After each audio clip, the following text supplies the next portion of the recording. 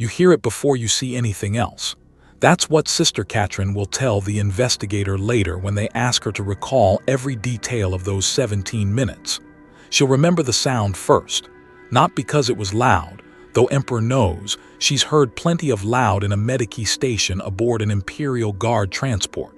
Wounded men howl, dying men plead. Men whose bodies are failing them in 100 different ways make a symphony of suffering that you learn to tune out, or you go mad yourself within a week. No, this was different. This sound was constant, rhythmic, like breathing, if breathing could express an emotion beyond simple biology. It rose and fell with the regularity of waves against a shore, except the shore was sanity, and the waves were wearing it down, grain by grain, second by second. Guardsman Vex was screaming, and he had been screaming for so long that his body had forgotten there was any other way to exist. Sister Catherine's hands shake as she tries to clean the surgical instruments. The tray rattles, a bright, metallic sound that should cut through the screaming but somehow doesn't. The scream absorbs it, continues underneath it, outlasts it. She's been working in this Medici bay for 3 years now, serving the Emperor's soldiers, tending to bodies broken in his name. She's seen things that should have prepared her for anything. They didn't prepare her for this. The smell hits her next. Standard Medici protocol. Everything should smell like counterseptic, that sharp chemical brightness that promises cleanliness, order, control. But underneath it, wrong. Something her nose doesn't have words for. Not rot, not infection, not even the particular stench of warped taint she's been trained to recognize. This is different. It's the smell of a place where reality has started to disagree with itself, where the air can't quite decide what it should be. She sets down the instruments before she drops them. Her throat is tight. There's a headache building behind her eyes, the kind that starts as pressure and blooms into pain. The kind you get from looking at something your brain can't quite process. She hasn't even seen him yet. The Medici ward is divided into sections. Recovery, critical, isolation. Guardsman Vex is in super isolation, a section she's never been cleared to enter before. But 3 orderlies have already refused the assignment this morning, and someone needs to change his monitoring equipment. The servoskulls won't go near him anymore. They approach the threshold of his cell and their anti-grav systems sputter, fail, reboot. After the 3rd skull crashed into the deck plating, someone made the decision. Human hands only. Sister Catherine draws the short straw. She approaches the containment cell with her eyes on the deck. That's the training talking. Don't look directly at contaminated subjects until you've established proper mental defenses. Pray first. Ground yourself in the Emperor's light.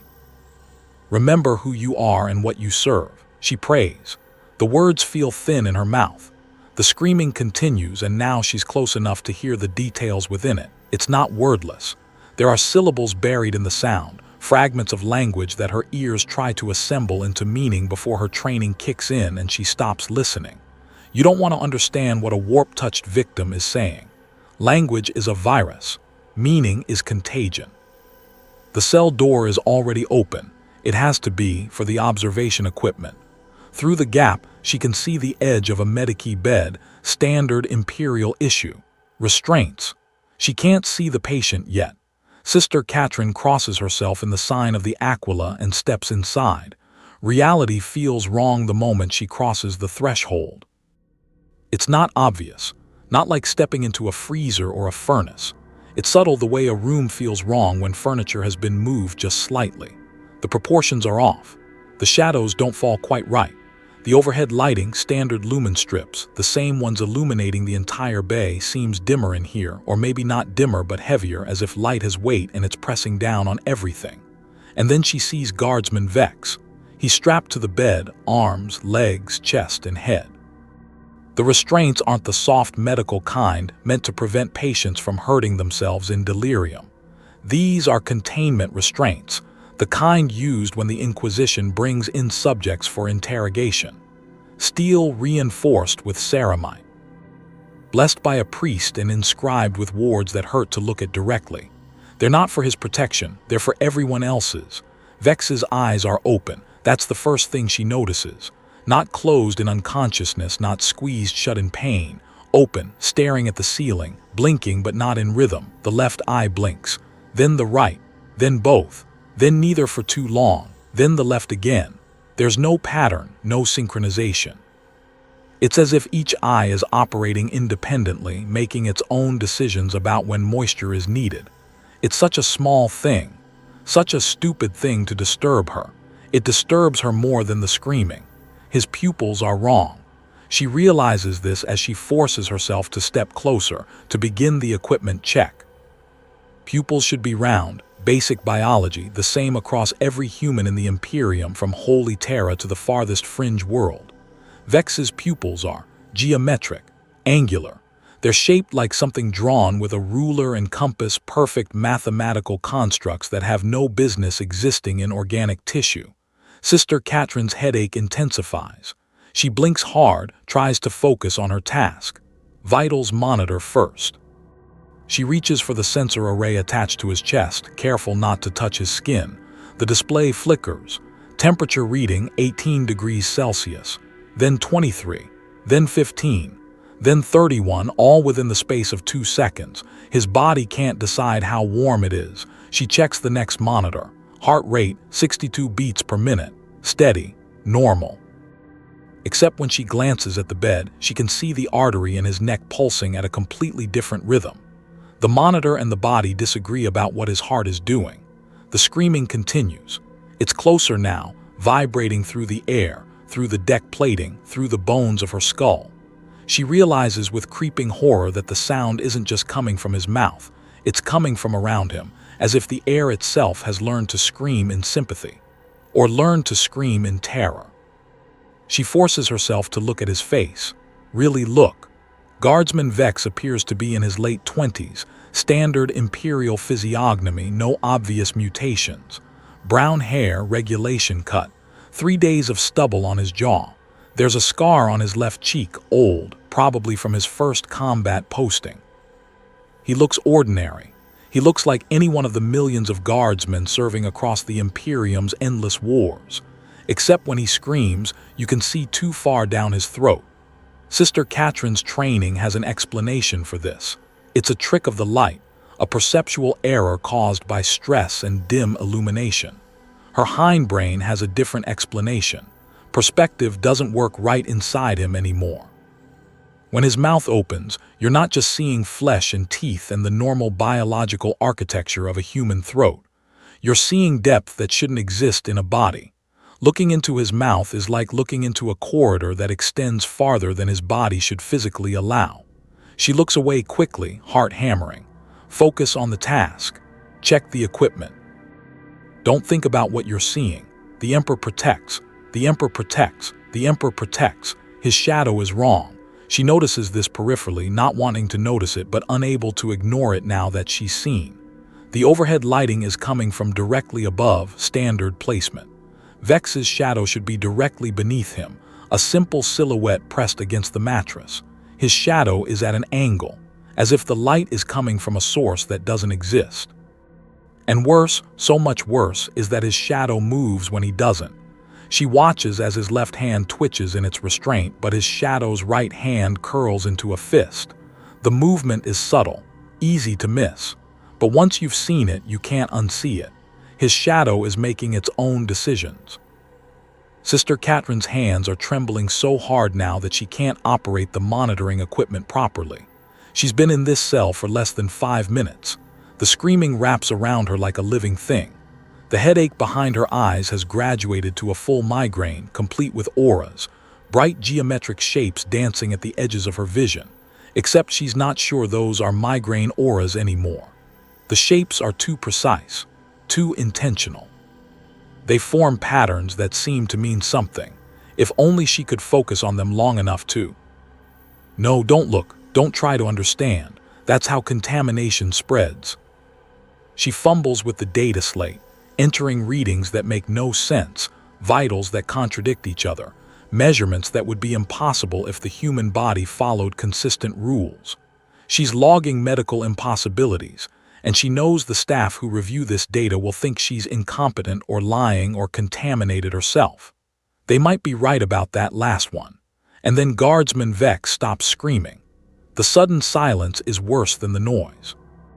Sister Catherine freezes, every instinct screaming at her to run, but she's locked in place by the horrible certainty that drawing attention to herself right now would be a fatal mistake.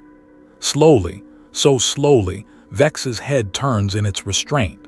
The straps creak. He shouldn't be able to move his head that far with the restraints properly secured, but he's doing it anyway, turning to look at her with those asymmetrically blinking eyes, those geometric pupils that hurt to perceive. His lips move. The voice that comes out is his own. She's heard the recordings from before his contamination, the routine Vox traffic, the mundane reports. This is Guardsman Vex's voice, but the words come from somewhere else. Don't let me fall asleep. Sister Catherine can't breathe, can't move, can't look away from those wrong eyes. Please, Vex whispers, and there's something in his voice that's worse than any scream. It's awareness. He's still in there, still conscious, still human enough to be terrified of what's happening to him. When I sleep, I'm still there. She opens her mouth to respond, to say what she doesn't know. Maybe to promise him something, maybe to pray, maybe just to scream herself. The cell door cycles open behind her. Sister Catherine spins, gasping, her heart trying to hammer its way out of her chest. A commissar stands in the doorway, his greatcoat immaculate, his cap perfectly aligned. Commissar Kralex, she remembers. She's seen him around the ship, a figure of cold authority who moves through the vessel like judgment given human form. He's not looking at Vex, he's looking at her. Sister Catherine, he says, and his voice is perfectly calm, perfectly level, as if he hasn't just walked into a cell where reality bends at the edges. You've been within 2 meters of the subject for 17 minutes. He checks his chrono with casual precision. You have 13 minutes before you need to report for cognitive screening. I suggest you use them to write letters to anyone you love. The words don't register at first. When they do, Sister Catherine feels something cold and terrible settle into her bones. 13 minutes, 17 minutes of exposure. Proximity has a cost, and she's just paid the entry fee to something she doesn't have a name for. Her legs feel weak. Her vision swims. The migraine auras are definitely not migraine auras. They're forming symbols now, rotating configurations that whisper meaning at the edges of comprehension. She starts to say. Go, Commissar Kralex says, not unkindly. Write your letters, make your peace. You'll probably be fine. The contamination threshold is usually 20 minutes for passive exposure. Usually, probably. Sister Catherine leaves the cell on unsteady legs. Behind her, Guardsman Vex has started screaming again, that rhythmic breathing scream that will haunt her for however many days or weeks or hours she has left.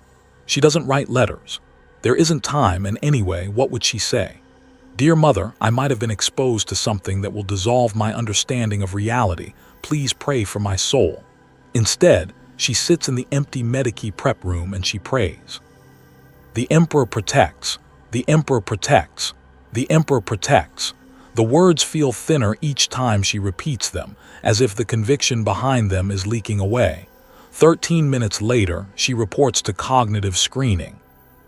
They ask her questions. Simple ones at first. What is your name? What is your posting? What is the date by the Imperial calendar? Then harder ones describe the Emperor's light, recite the litany of protection, explain the difference between righteousness and temptation. She passes, barely. The examiner marks her file with a yellow notation, monitored status, further screening required in 72 hours. But she's clean. For now, she never sees Guardsman Vex again. They transfer him off the ship within 36 hours, bound for the black ships and destinations unknown. The cell where he was kept gets sterilized, blessed, sterilized again, then sealed. Eventually, she hears rumors that it's going to be cut out of the ship entirely and jettisoned into the nearest star. Some contaminations can't be cleaned. They have to be removed. But before he left, before they took him away to places and fates she can't imagine, Commissar Kralex stood in that corridor outside that cell and looked at her with something that might have been pity. Now, he said quietly, let me tell you how Guardsman Vex got this way. Let me tell you about Carano's VI. 3 weeks ago, Guardsman Vex was the most boring man in his regiment. This isn't an insult. In the Imperial Guard, boring is a virtue. Boring soldiers follow orders. Boring soldiers don't ask questions that might reveal dangerous curiosity.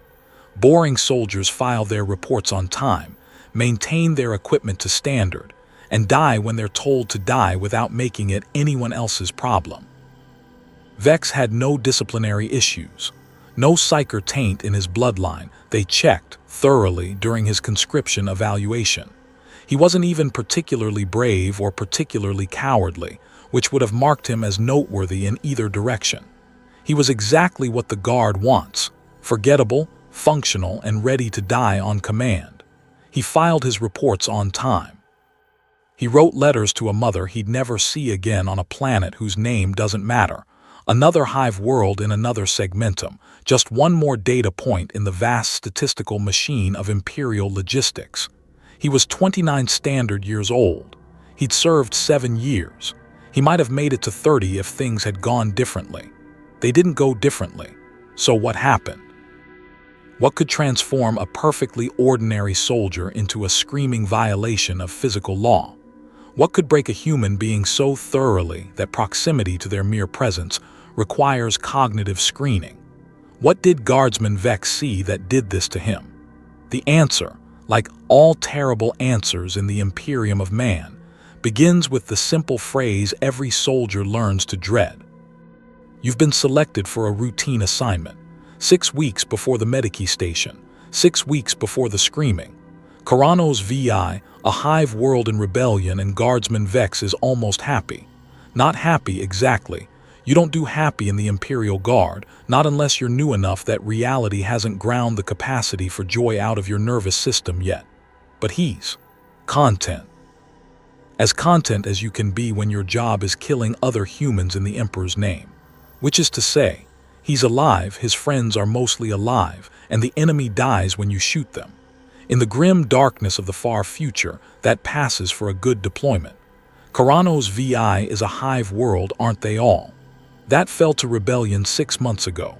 Local PDF forces corrupted by chaos, but the early stage kind. The kind where corrupted by chaos just means they've declared independence from Imperial rule and murdered their commissars. Not the kind where they've started sacrificing civilians to demonic entities or mutating into things that require flamer teams to kill.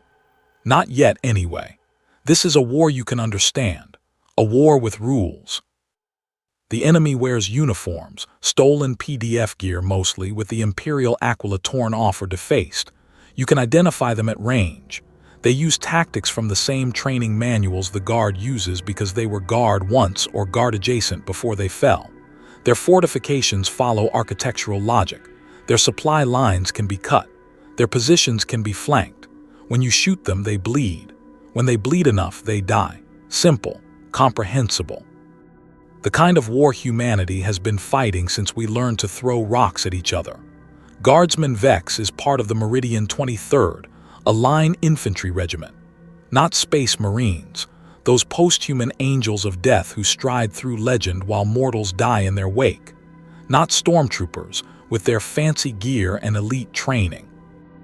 Just working-class soldiers, men and women conscripted from hive worlds, factory worlds, agri-worlds, every corner of the Imperium where human life is plentiful and cheap. The Meridian 23rd has been on Kharanos VI for 4 months. They've taken casualties. Emperor, have they taken casualties? Vex's original squad of 12 is down to 5. But that's acceptable by Guard standards. Expected even. Command considers 20% survival through a full deployment to be excellent combat efficiency. You learn not to think about the implications of that phrase.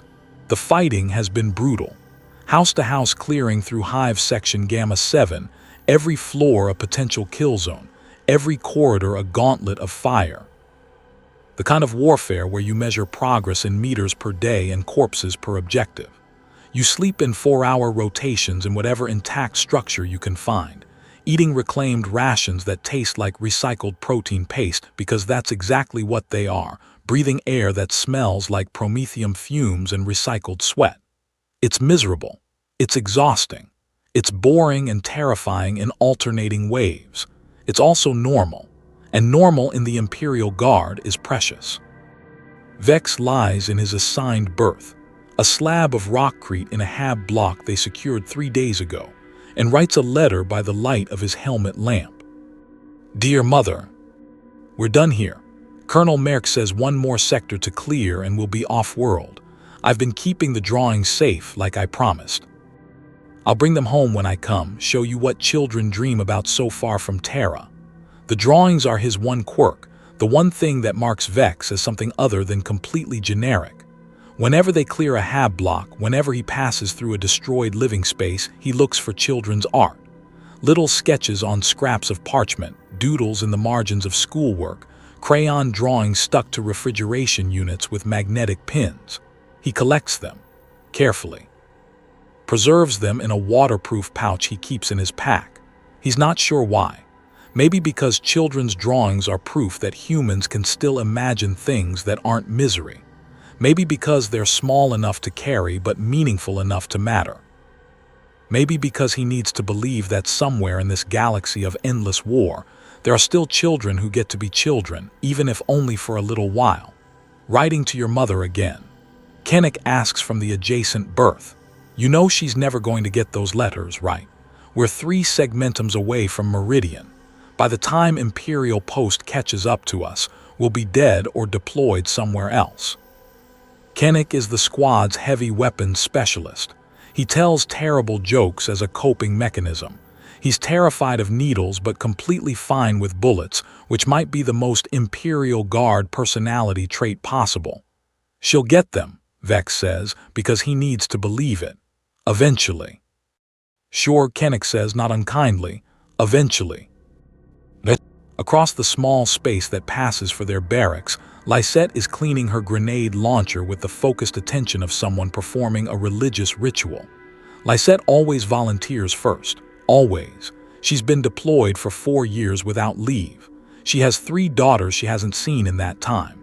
Their pictures are pasted inside her helmet where she can see them every time she seals up. She doesn't talk about them much. What would be the point? They're aging without her. Growing up with a mother who's a signature on letters and a name on propaganda posters. If she makes it home, if they'll barely recognize her, but she fights anyway, because someone has to. Rest rotation starts in 6 hours, she says without looking up from her weapon. Hot food, real bunks. 3 days without someone trying to kill us. Don't jinx it, Sergeant Dorham grumbles from the doorway. He's 20 years in the Guard, which makes him either incredibly competent or incredibly lucky, probably both. He has a mechanical knee that clicks when he walks and advice for everything, dispensed in the tired tone of someone who's seen this all before. I'm not jinxing anything, Lysette replies. I'm stating facts. We took the Manufactorum complex. We secured the sector. Command signed off on our rest period. It's happening. Nothing's happening until it happens, Dorham says, which is the kind of circular Guard logic that keeps you alive. But yeah, hot food sounds good. Haven't had anything that wasn't reclaimed protein in 2 weeks. Pryor, the squad's medic, is already asleep. He's the newest member, fresh from training, only 2 months on deployment. He still believes the Imperium's propaganda. He still thinks the Emperor personally cares about the outcome of battles like this. He still has faith that service guarantees meaning. They'll grind that out of him eventually, or he'll die believing it. Either way, the mood in the barracks is not happy but close to it. The kind of tired satisfaction that comes from completing a mission and surviving it. The Manufactorum complex was supposed to be the rebels' command center for this sector. Taking it was costly. They lost 8 soldiers breaching the main entrance, another 12 in the 3-day fight to clear the interior, but they took it. Victory. Small, bloody, and temporary, but victory nonetheless. Colonel's going to make a speech tomorrow, Dorham says, settling against the wall. Something about courage in the face of heresy and the Emperor's light prevailing. You know how it goes. Will there be medals? Kennick asks hopefully. Maybe a commendation for the regiment. Don't hold your breath for individual recognition. We did our jobs. That's not medal worthy, it's expected. But Vex can see the satisfaction in Doram's expression anyway. 20 years of service and he's still here. Still leading troops. Still making the hard calls and living with the consequences. That's its own kind of medal, even if nobody pins it to your chest. Vex finishes his letter, seals it in a standard guard envelope, adds it to the outgoing post pile. It'll be months before it reaches anywhere near Meridian, if it reaches there at all. But he writes them anyway because the act of writing them reminds him that somewhere, theoretically, there's a home to return to, even if he'll probably never see it again. 3 days. 3 days of rest rotation. Hot food, actual cooked rations from the regimental kitchen, not just protein paste. Real bunks with mattresses instead of rockcrete slabs. Time to clean your gear properly, to sleep more than 4 hours in a row, to remember what it feels like to not have adrenaline constantly dumping into your bloodstream. 3 days. They make it 18 hours. The orders come down via Vox in the middle of what passes for night aboard the regimental transport. Vex is asleep, really asleep, the deep unconsciousness of someone whose body has finally accepted that it's safe to shut down for a while, when Doram shakes him awake. "Gear up," the sergeant says. "We've got a problem." Vex's body moves on automatic muscle memory taking over. Fatigues, flak armor, weapon check, power cell. Voxcaster, that's his specialty, communications. He's the squad's link to command, the voice shouting coordinates and calling for support when everything goes to hell. "What's the problem?" he asks, voice rough with sleep. "The Manufactorum," Doram says. "The subsection we sealed off. Something's moving in there." Vex's stomach drops. He remembers the subsection. Everyone remembers the subsection. During the final sweep of the complex, a scout team reported an area where their Auspex scanners got confused. That was the word they used, confused, as if machines could experience uncertainty. Electromagnetic interference, probably, damaged machinery, unstable power conduits. They sealed it, tagged it for engineering teams to clear later. It was nothing. Everyone agreed it was nothing. Can't engineering handle it? Vex asks, already knowing the answer. "Engineering refuses to go in until we clear it," Doram says flatly. "Something's setting off motion sensors. Could be rebels hiding in there. Could be nothing. Either way, we drew the short straw." Of course they did. The Meridian 23rd, always in the wrong place at the wrong time. The squad assembles in the staging area. Doram, Vex, Kennick, Lysette, Pryor. 5 soldiers. Standard reconnaissance patrol strength. More than enough to handle a few rebels hiding in a subsection. "In and out," Doram briefs them. "We're not looking for a fight, we're looking for confirmation. If there are rebels, we call in a proper strike team. If it's just rats or scavengers, we document and withdraw. Nobody plays hero. Understood?" "Understood," they chorus. Kennick checks his heavy weapon, a Hell gun that could punch through light armor at 50 meters. Probably just interference, right? Auspex scanners malfunction all the time. "Probably," Doram agrees. But Vex can hear the uncertainty in his voice. 20 years of service teaches you to trust your instincts. And Vex's instincts. His instincts are screaming at him that this is wrong, that they should refuse the assignment, that whatever's in that subsection isn't worth the risk. But you don't refuse assignments in the Imperial Guard. Refusal is heresy. Heresy is execution. So they go. The Manufactorum complex is a kilometer-wide maze of assembly lines, storage facilities, and maintenance tunnels.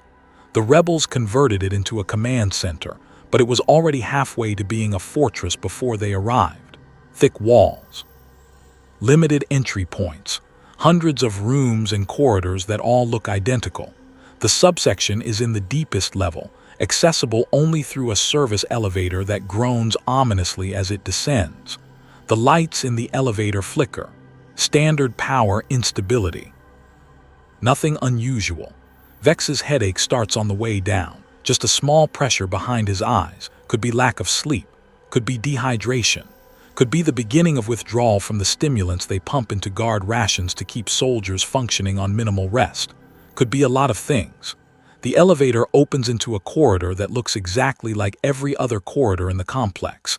Industrial gray walls, overhead lighting, doors marked with Imperial Gothic labeling. Standard. Normal. Except. Anyone else feel that? Lysette asks quietly. Feel what? Kenneth responds, I don't know, just something. Vex feels it too. The air is wrong. Not bad, not toxic. His suit's atmospheric sensors aren't registering any problems, just wrong. Like the pressure has changed, except the pressure gauge says everything's normal. Auspex, Durham orders. Vex activates the scanner built into his Voxcaster. The display fills with static, then clears, then fills with static again. He adjusts the frequency. No change. I'm getting interference, he reports. From what? Unknown, could be power conduits, could be, he stops. The scanner just showed something impossible. A reading that indicated the corridor ahead was simultaneously 20 meters long and 80 meters long. Both readings displayed at once, contradicting each other. He taps the display. It flickers, returns to normal. Could be equipment malfunction, he finishes lamely. They advance in standard formation. Durham on point, Kenneth covering the rear, Vex in the middle with the Vox. Their helmet lamps cut through the darkness in disciplined sweeps. Standard procedure. Everything by the book. That's what makes what comes next so devastating. The corridor is exactly as long as it appeared, 20 meters to the first intersection. Except Vex's chrono insists they've been walking for 5 minutes, which should have taken them 100 meters. And Lysette's chrono says it's been 90 seconds. Nobody comments on it yet. Each assumes their equipment is malfunctioning, but Vex's headache is getting worse. The temperature is dropping. He can see his breath condensing in the helmet, but his suit's thermometer reads 18 degrees Celsius. Comfortable. Normal. The air is lying about how cold it is. They find the breach in the wall without realizing they're looking for it. One moment they're following the corridor, the next they're standing in front of a hole punched through the reinforced rockcrete. The edges are rough, freshly broken, recent. Durham illuminates it with his lamp. Beyond the breach is a space that shouldn't exist. Not a room that was hidden behind the wall, a space that the wall was apparently built to contain, or built to hide, or built to forget. Vox command, Durham says. Tell them we need an inquisitorial team down here. Vex tries. The Voxcaster works. He can hear himself transmitting, his voice clear in his own helmet. But the responses he gets back aren't right. Meridian 23rd, this is command. Repeat your last transmission. Command, this is Vex, Meridian 23rd. We've found an anomalous structure in subsection Gamma 7 Echo. Requesting inquisitorial assessment. Negative, Meridian 23rd. We show your unit deployed to section Alpha 12. Confirm your location. That's wrong. They're in Gamma 7 Echo. They descended here less than 10 minutes ago. Command, confirming location as Gamma 7 Echo. We are in the sealed subsection. Meridian 23rd. We have no record of a sealed subsection in Gamma 7 Echo. Please verify. The transmission cuts to static. Then, underneath the static, Vex hears something that makes his blood freeze. His own voice, screaming, not now him, but him nonetheless. The same voice, the same intonation. It's like listening to a recording of himself in agony. He rips the Vox piece from his ear, breathing hard. What? Durham demands. The Vox is malfunctioning. I'm getting cross signals. Can you fix it? Vex looks at the Voxcaster. It's working perfectly. All diagnostics show green. The problem isn't the equipment. The problem is what the equipment is receiving. I can try, he lies. They move forward into the breach because that's what soldiers do. They follow orders. They complete missions. They advance even when every instinct screams retreat, especially then. Beyond the wall is a room, no, a space, that defies simple description. It's roughly circular, maybe 10 meters across. The walls are stone but not rockcrete, something older. Something that was here before the Imperium, before humanity, maybe before time itself decided on a direction. And in the center of the space, partially excavated, is something that makes Vex's hindbrain scream in primal terror. Wound in reality. Not a doorway, not a portal, not anything with a name or function, just a wound, a place where the universe has been damaged and the damage hasn't healed. You can see through it, but what's on the other side isn't another place. It's another kind of place. Prior makes a small noise, not quite a whimper, not quite a moan. Vex turns to look at him and sees the medic staring at the wound with wide, fixed eyes. Don't, Durham snaps. Don't look directly at it. Eyes on the perimeter. Vex, try the Vox again. Vex tries. The Vox connects to something, but it's not command. It's voices. Dozens of them, hundreds, speaking languages he doesn't recognize, requesting status reports from battles that haven't happened yet, calling coordinates for artillery strikes on planets whose names mean nothing, and underneath it all, constant and terrible screaming. Vox is down, he reports, because it's the only response that makes sense. Then we're leaving, Durham decides. This is above our authorization. This is above our pay grade. This is above our entire fucking reality. We seal this room, we report what we found, and we let people with rosettes and authority deal with it. It's the right call, it's the smart call. It's the call that 20 years of service has taught Sergeant Durham to make. They turn to leave. The corridor they entered through isn't there anymore. For 5 full seconds, nobody speaks. They stand in that impossible space, helmet lamps illuminating walls that are suddenly, impossibly, seamlessly solid. The breach they entered through, the hole punched through reinforced rockcrete, clearly visible, obviously recent, is gone. Not sealed, not covered, gone, as if it never existed. Alternate exit, Durham says, voice tight with controlled panic. There's always an alternate exit. Standard Imperial architecture. 2 exits minimum for every space. They search, they find nothing. The walls are continuous, unbroken. No doors, no ventilation shafts, no maintenance hatches. Just solid stone that shouldn't be here in a room that shouldn't exist, containing a wound that shouldn't be possible. Vex's chrono says they've been in here for 6 minutes. Kenix says 47 minutes. Lysette's is counting backwards. We're walking back, Durham decides. We came from that direction. We walk that direction until we find the corridor. This is just spatial displacement, happens near warp phenomena. It'll resolve. He doesn't sound convinced. Neither is Vex. But they try anyway because trying is what soldiers do. They walk in the direction they think they came from. The space seems to stretch, or shrink, or both. Distance stops meaning anything consistent. You walk for what feels like an hour and cover what looks like 5 meters. Or you walk for what feels like 5 meters and your chrono insists it's been 30 minutes. And then Prior sees something he shouldn't see.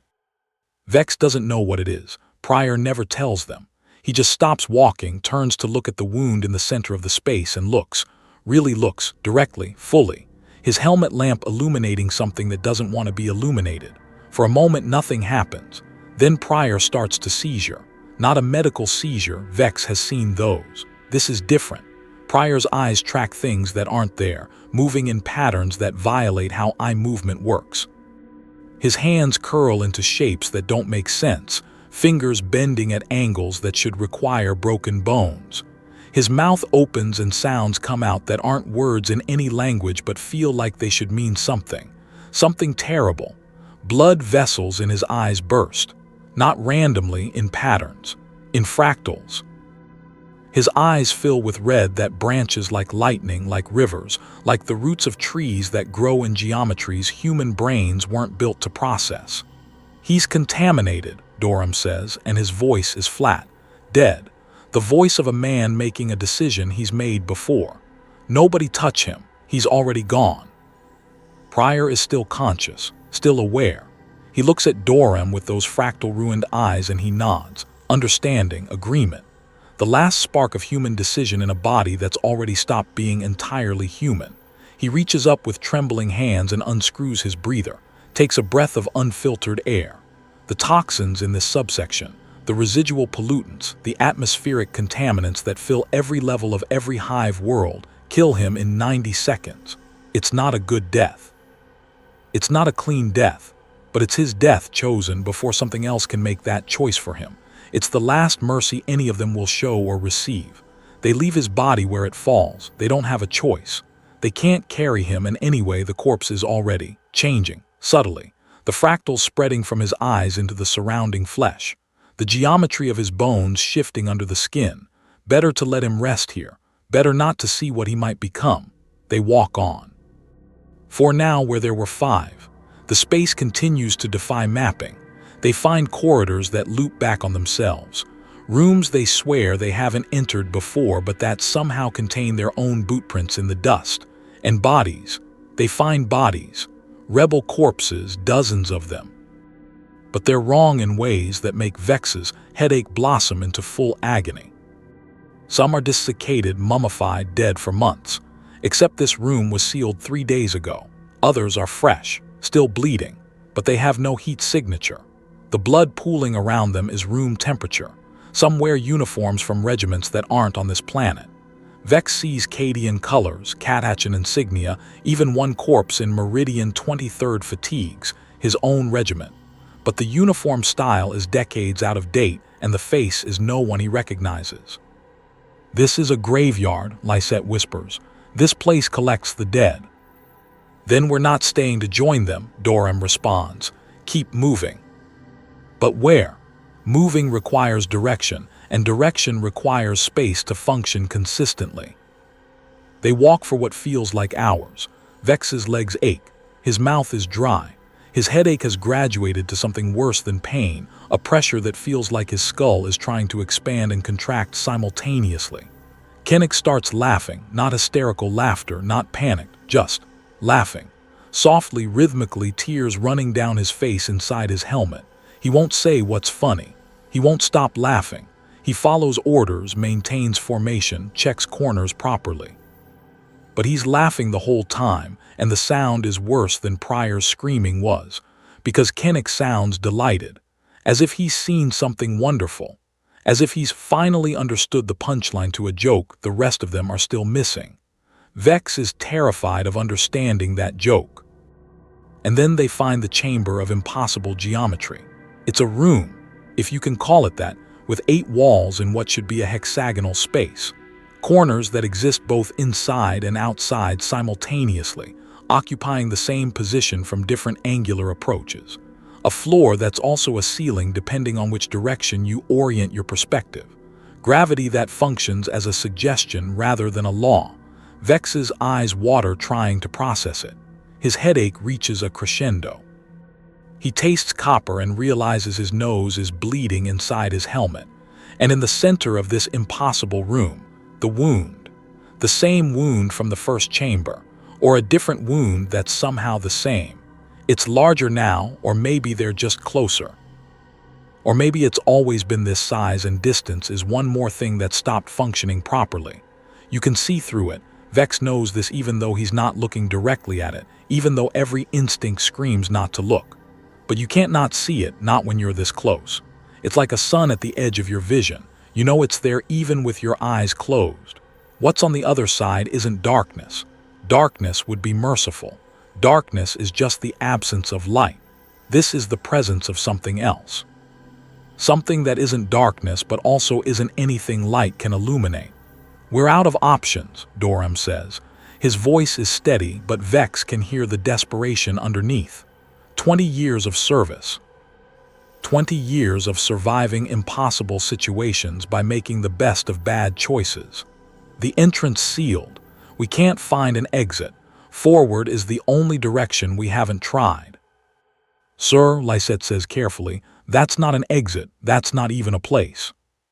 "I know," Dorham replies, "but we're out of places." Military logic. The best bad option is still an option. When all your choices are terrible, you pick the one that maybe, possibly might kill you slightly less immediately. "This is insane," Vex hears himself say. "Yes," Dorham agrees. "But we're going anyway. That's what soldiers do. We go into the insane places so civilians don't have to. We look into the dark so everyone else can live in the light." He takes a breath, steels himself. 20 years of service. 20 years of making hard calls. This is just one more. "On my mark," he says. "We go through together. We stay together on the other side. Nobody gets left behind." Kennick is still laughing, but he nods. Lysette whispers something, a prayer maybe, or the names of her daughters. Vex checks his Vox one more time, even though he knows it won't help. Static, screaming. His own voice somewhere in the chaos begging someone to help him or kill him or let him die before he understands. For the Emperor, Dorham says, and they step through the wound. You need to understand something about crossing through a wound in reality. It's not like walking through a doorway. Doorways are thresholds between two places that agree on the basic rules of existence. You step from a corridor into a room, but both the corridor and the room operate under the same fundamental principles. Time moves forward, space has three dimensions, up is up and down is down. The wound doesn't connect two places, it connects two kinds of places, two different sets of rules about what existence means. Sergeant Dorham enters first. From the other's perspective, from Vex's perspective, standing 3 meters behind him, Dorham steps into the wound and disappears. Not quickly, slowly, like he's walking into water being submerged by increments. First his boots, then his legs, then his torso. But it's not submersion because he's not sinking. He's just ceasing to exist in their space while beginning to exist in another. It takes 19 seconds for his body to finish disappearing. His scream takes much longer, because Dorham isn't experiencing a simple crossing. He's experiencing every possible version of crossing simultaneously. Every outcome, every consequence, every choice branching into infinite variations. In one version, he steps through and emerges into a normal corridor and lives to retire and dies of old age in a medici facility surrounded by grandchildren he'll never have. In another version, he's torn apart on a molecular level, consciousness persisting for the microseconds it takes for every atom of his body to forget it was ever part of a coherent whole. In a third version, he never enlisted at all. He's still on his home world, still alive, still working in the manufactorum where he was born. All of these are equally real. All of these are happening. His mind, built for linear time, built for 3 spatial dimensions, built to experience one version of reality at a time, tries to process infinity. The human brain is a remarkable organ. It can adapt to almost anything. But there are some things adaptation can't reach. Some experiences that simply break you. Dorham's scream isn't pain. It's comprehension. It's the sound a human mind makes when it realizes it was never meant to understand this much. The scream echoes from the wound for 47 seconds after his body finishes disappearing. Then silence. Lysette goes second. She doesn't wait for orders. There's no one left to give them. Dorham is gone. The sergeant who'd kept them alive through 4 months of brutal combat, who'd made the hard calls so they didn't have to, who'd survived 20 years of service through competence and caution. Gone. She refuses to let him go alone, even though he's already gone. Even though the concept of going with him might not mean anything when time has stopped being linear. She whispers something as she steps forward. Vex is close enough to hear it. 3 names. Her daughters.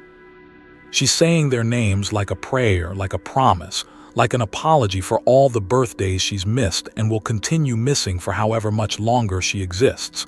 And then she steps into the wound. The experience is different for her. It must be. Everyone's breaking is unique. But from the outside, it looks the same. Slow dissolution, the universe disagreeing with itself about whether she exists, her body fading by increments into somewhere, someone, something else. She emerges on the other side. Vex knows this because later, much later, he'll find her, or find what's left of her. What comes through to the other side, but she's not all there. Parts of her stayed behind. Not physical parts, experiential parts, memory parts. The pieces of her that knew how to be Lysette, mother of 3, guardsman of the Meridian 23rd, the soldier who always volunteered first. Those pieces got lost in the crossing, scattered across the infinite variations of might have been and never was. The woman who emerges can't remember her daughters' names, can't remember her own name, can't remember what planet she was born on or why she's wearing a uniform. But she can remember their deaths in perfect, crystalline detail. Deaths that haven't happened yet. Deaths that might never happen. Deaths in timelines that branched away from reality centuries ago. All of it simultaneously true and present in her mind, drowning out everything else. Kennick goes third and he's still laughing. That soft, rhythmic, delighted laughter. The sound of someone who's seen the punchline and can't stop appreciating it. He doesn't hesitate, doesn't pause, just walks into the wound like he's walking into his favorite bar, like he's going home, like he's finally found the place he's been looking for his entire life. On the other side, wherever the other side is, he sees what's funny. It's funny because it's everything, the totality of existence, the cosmic joke that consciousness plays on itself. The universe is chaos, yes, but chaos is just order viewed from too many angles to count simultaneously. Everything is pattern. Everything is structure. It's all perfectly logical if you can just see enough of it at once. The human mind can't see enough of it at once. We're built for partial information, for limited perspectives, for seeing one angle and extrapolating meaning from incompleteness. But Kennec, whatever happens to Kennec in the wound, learns to see from every angle. He understands the joke, the whole joke, the complete cosmic structure of humor that underlies reality itself. The understanding kills him, not physically. His body walks out the other side intact, all organs functional, all synapses firing. But the thing that was Kennec, the personality, the consciousness, the human being who told terrible jokes and was terrified of needles, that's gone. What walks out wearing his face isn't Kennec anymore. It won't stop explaining the joke. The words aren't words, they're concepts that damage hearing, meanings that hurt to perceive, understanding that spreads like infection. Later, when Commissar Kralix finds them, he'll shoot Kennec that tisn't Kennec after the second sentence. There are some things you don't risk spreading, some knowledge that's too dangerous to exist in communicable form. But that's later. Right now, right here, it's just Vex. Alone in the impossible chamber, watching his squad disappear one by one into something that shouldn't exist. His nose is bleeding, both nostrils, steady streams that pool in the bottom of his helmet. His ears are ringing, not tinnitus but whispers. Voices speaking languages that predate human vocal cords. His headache is so severe that he can't tell where pain ends and pressure begins. It feels like his skull is simultaneously too small for his brain and too large for the space around it. He could turn back, could try to find another way out, could. No, he already tried that. They tried that for hours. Days, maybe. His chrono has given up trying to measure time, the display frozen at 14:47:23. There is no back, there's no other way. There's only forward, into the wound, into understanding. Guardsman Vex, Vox operator, collector of children's drawings, letter writer to a mother he'll never see again, takes 3 deep breaths. The air tastes wrong, tastes like colors that don't exist. He can taste the wound from here, and the taste is geometry. For the Emperor, he whispers. Nobody hears him, he's alone, but saying it matters. Gives him something to hold on to, some meaning to drape over what he's about to do. He steps forward. The first moment is the worst. Not because of pain, there's no pain, not exactly, but because Vex immediately understands with terrible clarity that he's made a mistake, not metaphorically, not philosophically. He's made an actual, concrete, irrevocable mistake, and he gets to experience the full weight of that error across every dimension of its consequences. He's watching himself make the decision to step through. He's experiencing the act of stepping through. He's living the consequences of having stepped through, all simultaneously, all equally present.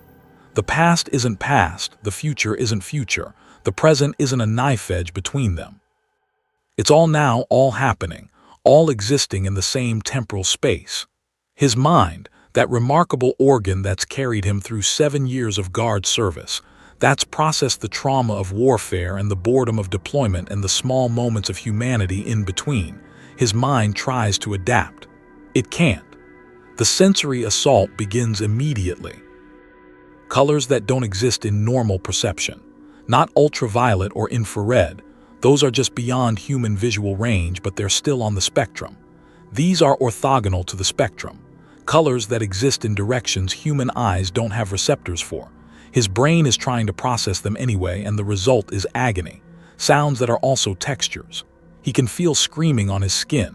Not metaphorically, literally. The air is screaming, and the scream has tactile properties. It's rough like sandpaper, wet like blood, sharp like broken glass. He's being flayed by noise, smells that have opinions about him. The air doesn't just smell like copper and ozone and something burning, the smell is aware. It's noticing him, evaluating him, finding him wanting, tastes in his eyes. Sweet decay on his corneas, bitter mathematics on his retinas. His visual cortex is receiving flavored data and trying to make sense of it. Every sense is reporting information it wasn't designed for. Every nerve is screaming contradictions.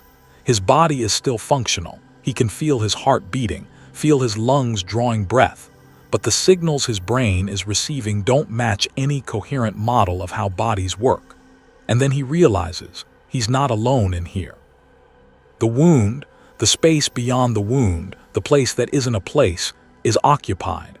Not by things, not by creatures or entities with discrete boundaries and individual existences, by concepts that have achieved sentience, by fundamental principles of reality that have somehow bootstrapped themselves into consciousness.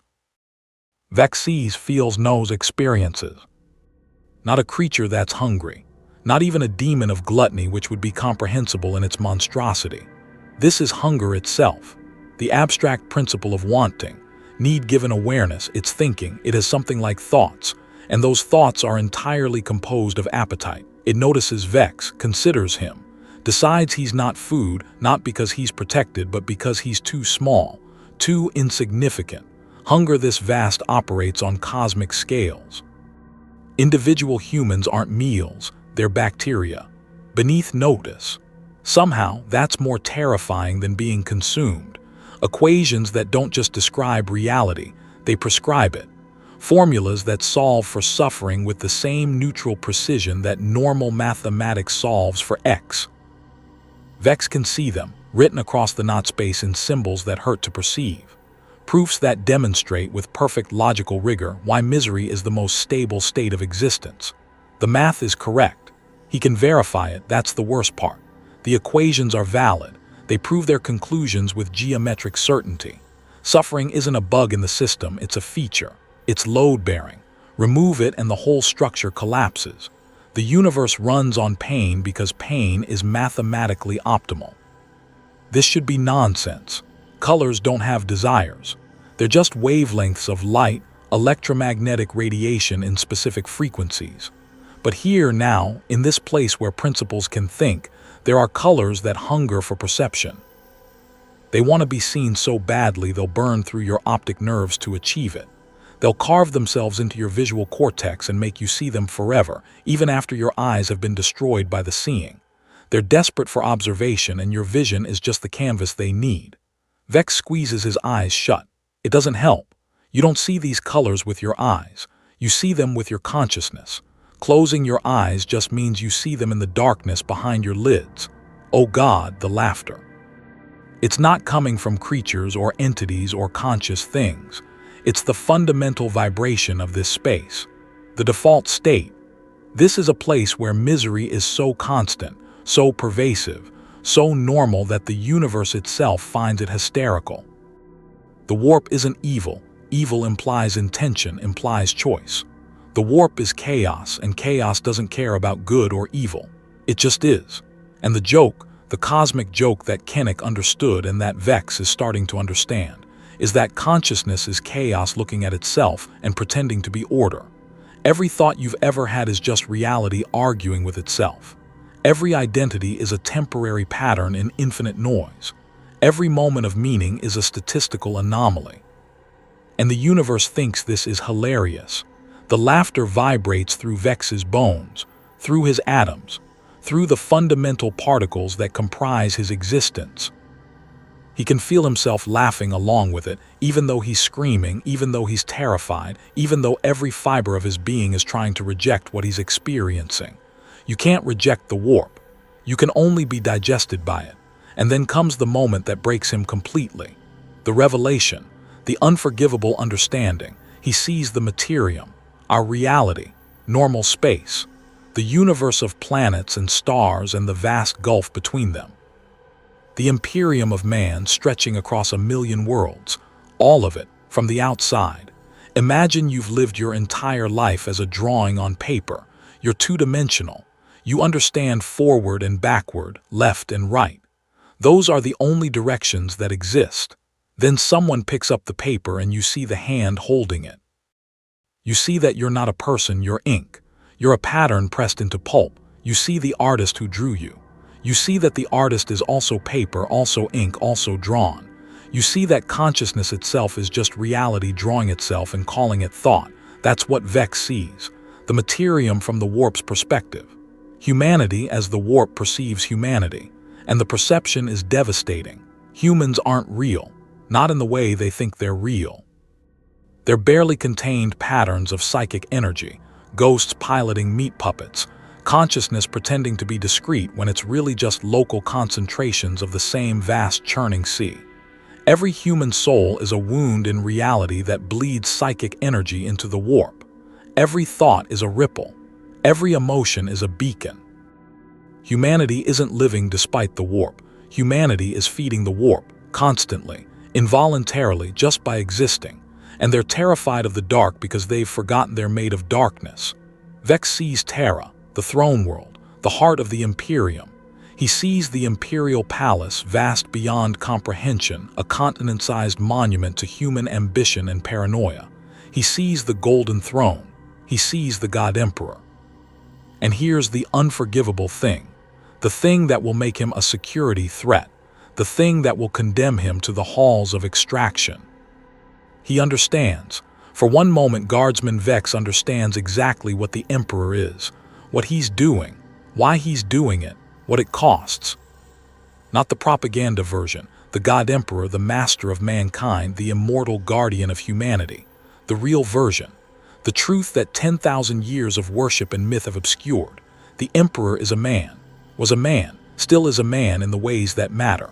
A man with power beyond mortal comprehension, yes, but a man nonetheless, limited, fallible, trapped. He's sitting on the golden throne not because he chose to ascend to godhood, but because he has no choice.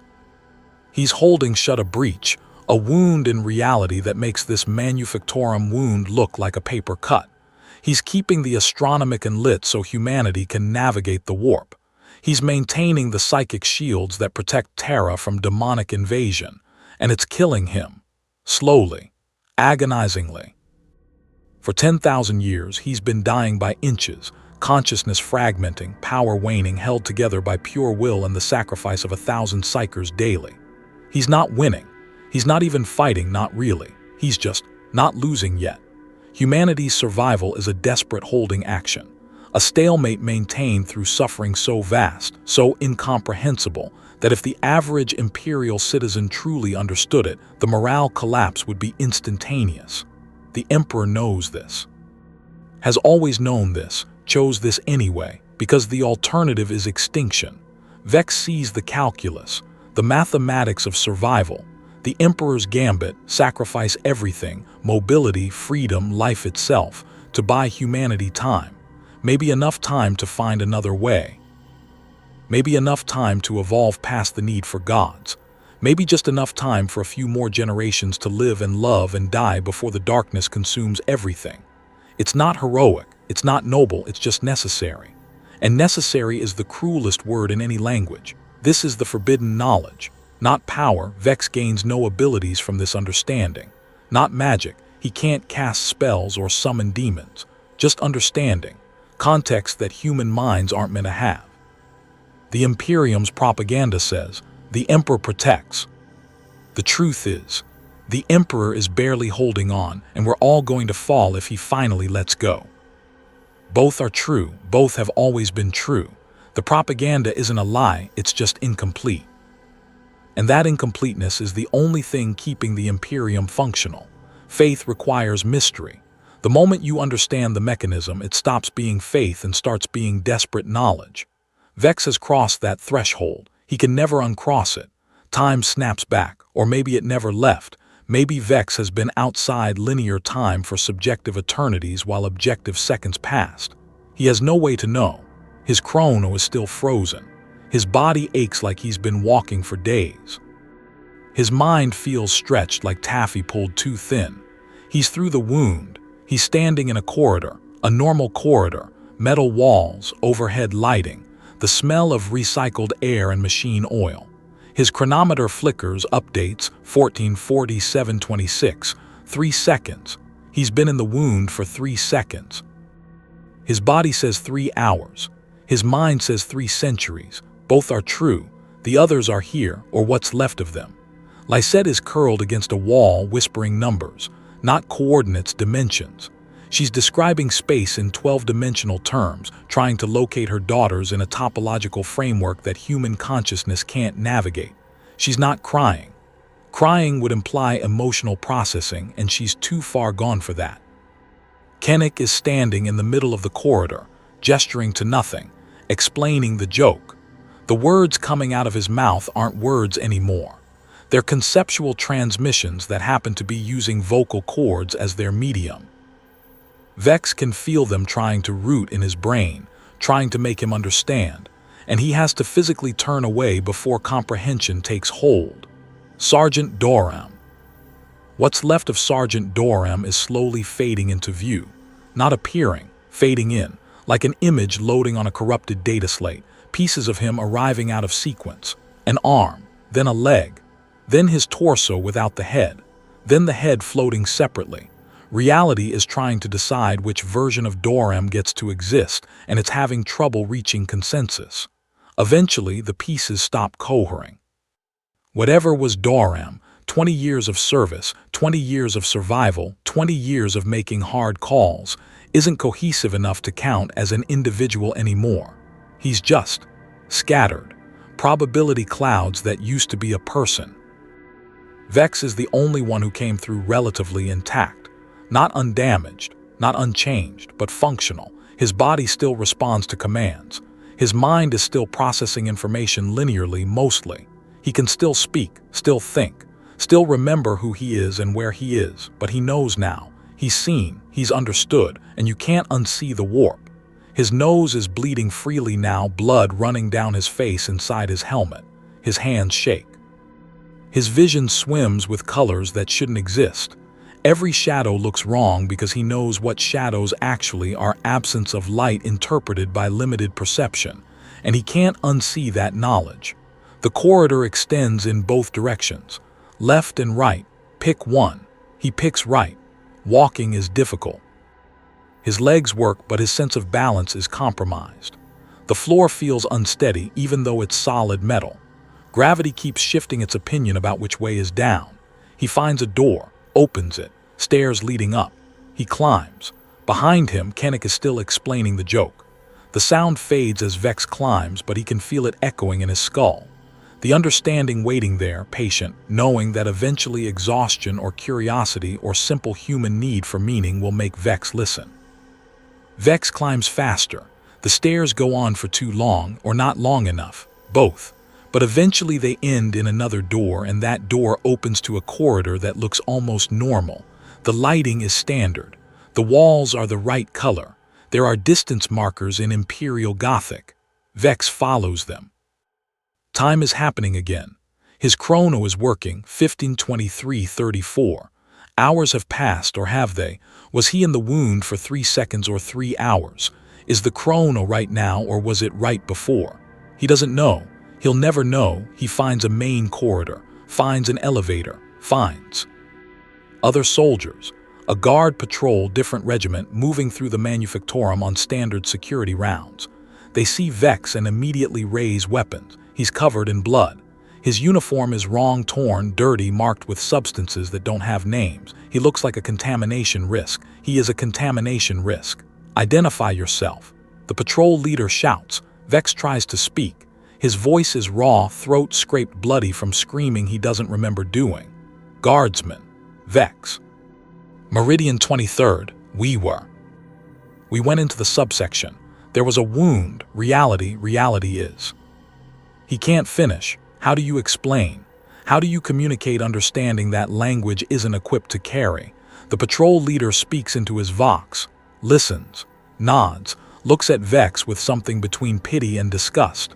Warp exposure, he says to his squad. Quarantine protocol, nobody touches him. Full contamination procedures. Warp exposure, that's what they call it. As if the warp is a chemical spill or a biological hazard, something that can be cleaned up, contained, neutralized. It can't. The warp isn't something you're exposed to, it's something you become. Vex wants to tell them this, wants to warn them, wants to explain that he's not contaminated, he's changed. There's a difference. Contamination can be quarantined. Change is permanent, but his vocal cords won't cooperate. He's too tired, too broken, too aware, they restrain him. Gently, carefully, like he's dangerous. He is dangerous, not because he might hurt them, he has no desire to harm anyone, but because proximity to him is a risk. Understanding is infectious. Knowledge spreads. He's a walking cognitive hazard. They take him to the Medici Bay, seal him in a quarantine cell, start running tests.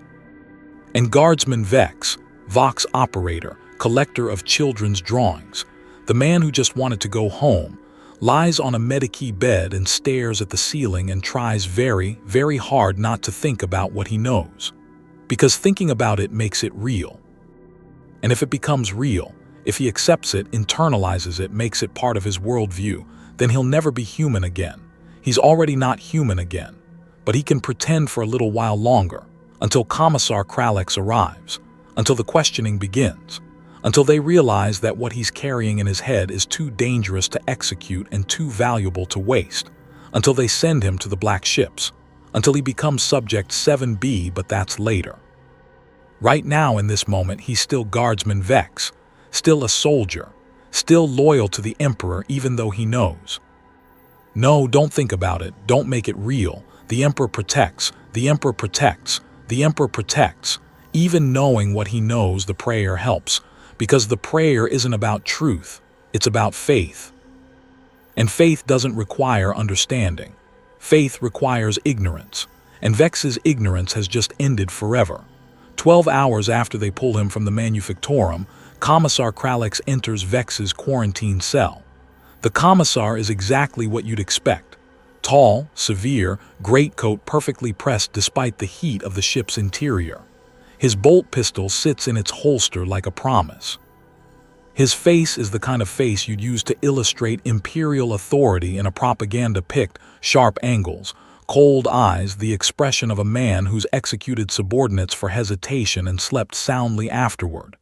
He sits across from Vex, doesn't speak immediately, just observes. Vex stares back, tries to focus. His vision keeps sliding sideways, seeing colors that don't belong, depths that aren't there. The null field generators in the cell are supposed to suppress psychic phenomena, but they can't suppress perception. They can't make him unsee what he's seen. Tell me what happened, Kralex says finally. It's not a request. Vex tries, he really does. Opens his mouth and tries to find words for experiences that language wasn't built to contain. We went into the subsection. There was a breach, a wound. We went through it, I saw. What did you see? And here's where Vex makes his first mistake. He tries to be honest, tries to explain precisely, because he's a soldier and soldiers report accurately. You tell command what happened so command can make informed decisions. I saw colors that don't exist in the standard spectrum, not ultraviolet or infrared, orthogonal to the spectrum entirely. I saw. Kralex's nose starts bleeding, just a trickle from the left nostril. The Commissar doesn't seem to notice at first, but Vex sees it, sees the moment when description becomes infection, when information transmitted becomes contamination received. Stop, Kralex says quietly. Vex stops. The Commissar wipes his nose with the back of his hand, looks at the blood with clinical detachment, makes a note on his data slate, looks back at Vex. Describe the geometry of the space beyond the breach. Vex hesitates, then tries again because disobeying a Commissar is execution. It was 8 walls in a hexagonal space. Corners that existed both inside and outside simultaneously. The floor was also the ceiling depending on perspective. Gravity functioned as. Kralex's hand starts tremoring, just a fine shake, but it's there. His jaw clenches, his pupils dilate slightly. Stop, he says again, voice tight. Vex stops again. The Commissar sets down his data slate, draws his bolt pistol, very deliberately places it against Vex's temple. The metal is cold. The pressure is significant. Kralix's hand is steady now. Whatever tremor the geometry description caused, it's past. "I'm going to ask you one more question," Kralix says, voice perfectly level. "And you need to understand that your answer will determine whether you live or die in the next 5 seconds. Not because I want to kill you, because I have to kill you if your answer crosses certain thresholds. Do you understand?" "Yes, sir." "You said you saw Terra. You said you saw the Golden Throne. You said you understood the Emperor's purpose." Kralix's eyes are ice. "Explain the mechanics of the Golden Throne as you comprehend them." This is the test. Vex understands that immediately. This is where contamination becomes heresy, where dangerous knowledge becomes unforgivable understanding. If he explains what he saw, really explains it with clarity and precision, he'll destroy Kralix's faith. He'll spread the contamination. He'll prove that he's not just touched by the warp, he's carrying something that can't be allowed to spread. And Kralix will shoot him. Immediately. Without hesitation. But if he doesn't explain, if he claims he doesn't understand, they'll know he's lying. The medical scans have shown his brain activity. The patterns are wrong. He's processing information in ways that normal humans don't. He does understand. Denying it won't save him. So Vex makes a different choice. He tells the truth, but incompletely. He explains just enough to seem valuable while holding back enough to ensure they need him tomorrow. "The Golden Throne is a prison," he says carefully, "and a shield, and a lighthouse. It's all three simultaneously. The Emperor isn't seated on it by choice. He's trapped there by necessity. He's holding shut a breach in the webway, maintaining the Astronomicon and keeping his consciousness cohesive through force of will. But the strain is..." Kralix removes the pistol from Vex's temple. The Commissar's expression doesn't change, but something in his eyes does. Recognition, maybe, or horror. "You're going to the black ships," Kralix says. "Say goodbye to your name, your evidence now." The black ships arrive within 48 hours. Vex has heard of them, of course. Every Imperial citizen has heard of the black ships. They're the vessels that collect psychers, the soul-bound, the sanctioned, the witch-touched, and transport them to Terra for tithing or training or feeding to the Golden Throne. Vex isn't a psyker. He can't read minds, can't throw fire, can't glimpse futures. He's just a man who looked at something no one should look at and understood something no one should understand. Apparently that's enough. They slide him into a null coffin, body length, skin tight, lined with generators that hum like a prayer said through clenched teeth. Wards are etched inside the casing, sigils that hurt to glance at even from within. The interior dimensions are exact to the millimeter. There is room to exist and nothing else. The lid seals. Darkness descends, not absence, removal. The null field reaches into his head and pinches close the pathways that would turn photons into sight. His visual cortex makes no pictures. His ears take inventory and find only heartbeat, breath, and the pressure of his own blood. The rest of the universe is meticulously excluded. He is alone with his mind. His mind is poor company. Time divides into two contradictory ledgers. Subjective, 6 weeks counted heartbeat by heartbeat. Objective, 3 months counted by clocks that aren't his. Warp travel becomes personal when you've seen the warp. Distance negotiates, duration lies. The ship moves through a medium he now knows too well, and so the journey lets him feel every second of himself. They tried sedation on day 1. Protocol, humane on paper. The drugs reached his bloodstream, arrived at the gates of sleep, and discovered those gates had been rezoned. His biochemistry couldn't agree with the molecules on what unconscious meant. Exposure rewrote the bylaws. His cells follow rules that still resemble humanity but no longer report to it. So he stays awake. For all of it. Thoughts bloom in the dark because thoughts are the only stimuli available. They unspool, recombine, form loops that tighten like cable around a winch. He tries not to think about the Emperor and of course thinks about nothing else. Suffering is the core of it. A truth scraped clean by 10,000 years of liturgy until it shines. The Emperor sits on the Golden Throne and hurts, constantly, endlessly. Pain like a star collapses and is held collapsed by will. Every second for 10 millennia. Why? because there's a wound under the palace that won't seal. Magnus tore it wrong, the webway never knitted. If he loosens his grip, Terra breaks. If Terra breaks, the Astronomicon goes dark. If the beacon dies, human travel dies. If human travel dies, the Imperium cracks into a million islands that drown one by one. One man's infinite suffering against a civilization's finite lifespan.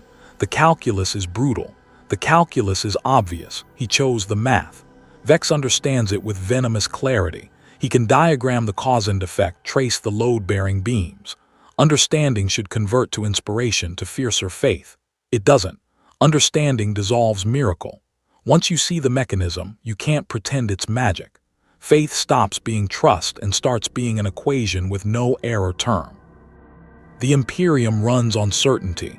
The Emperor protects, not tries, not struggles, not for now. Protects. The narrative promises victory as a property of the cosmos.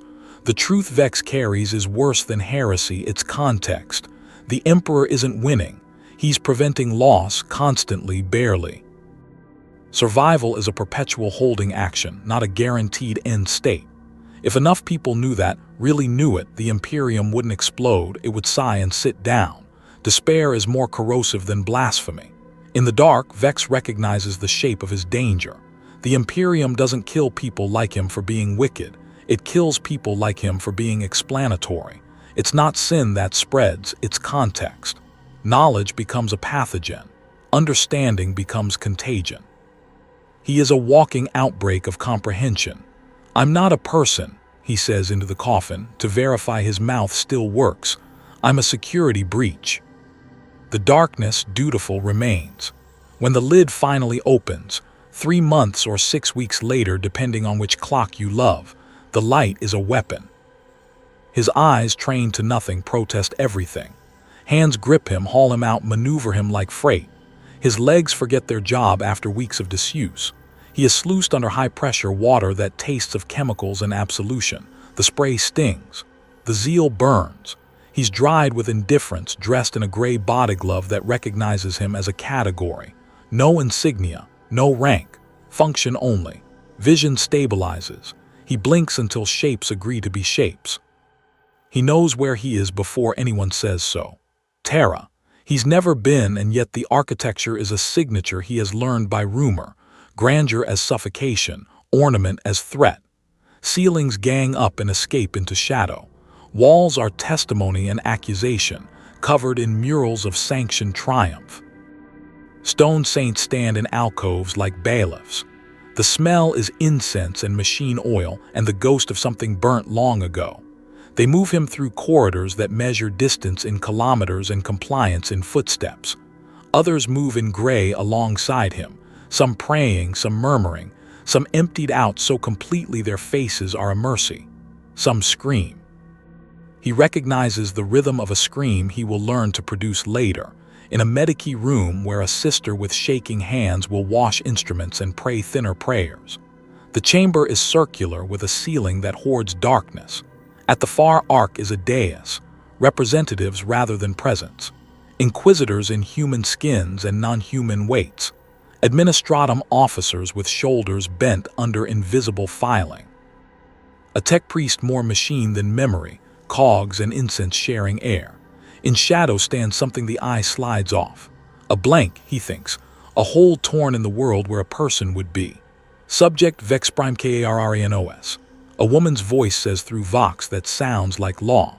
This tribunal will determine your status following confirmed warp exposure and cognitive contamination. I didn't choose, he begins. The voice trims his sentence from the world. Choice is irrelevant. You possess knowledge classified at highest tier. You demonstrate comprehension that threatens morale and stability on an Imperium-wide scale. Guilt requires intent. You are dangerous. The tech priest's vox clicks and drones.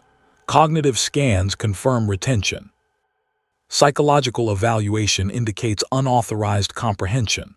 Threat index, crimson omega. Recommendation, termination, immediate. The word rolls through him like cold metal. Recommendation noted, the woman says. Alternatives.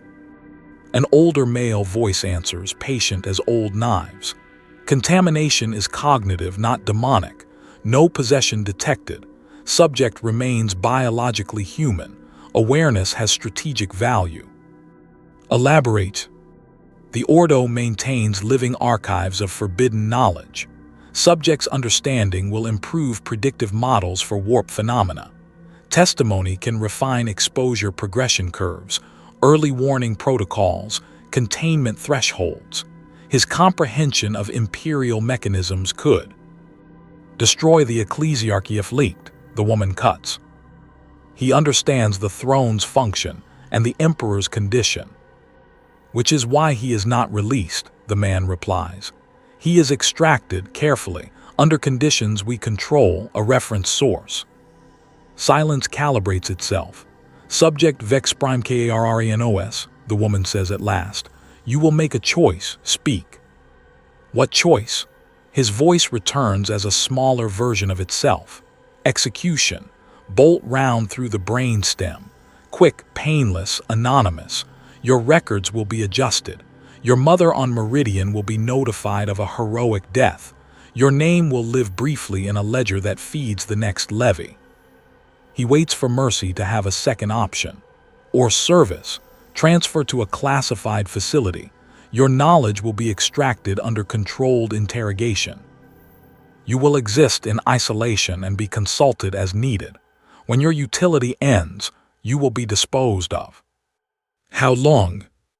Variable, minimum 5 years, maximum several decades. There is no parole, no retirement, no day where a door opens and you walk out. That's not a choice, he says. That's slower death. Yes, the woman says without malice, but slower death purchases more. The Emperor endures eternity for humanity. You are asked to endure finitude for him. The argument is a blade honed against the only stone that never wears down. He cannot refute it because it is his own reasoning made into chains. The throne is the math. He is the proof. He thinks of Meridian, of letters, of crayon suns in a pack probably incinerated under a purification rite. He thinks of the man from 6 weeks or 3 months ago and understands that man is an artifact of a world that no longer contains him. Service, he says. From the shadow, absence speaks. Subject accepted. Transfer authorized. And that is that. Not consent, not truly. Alignment. Duty spun like silk and wrapped until he calls it skin. They take him downward. Security layers multiply, language thickens, air tastes processed by prayer.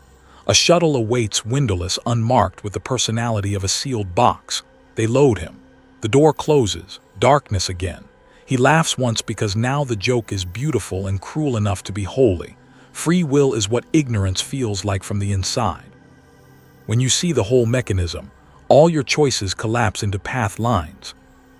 The Imperium does not need to force. It explains until you force yourself, and the logic is flawless.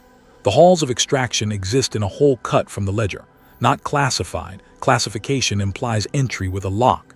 This is erasure. Coordinates don't appear on charts. Astropaths refuse its name. Navigators claim routes to it behave like lies. Administratum budgets map around it like water around stone.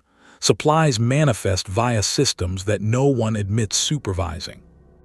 Drop pods fall from no origin and hit the right coordinates every time.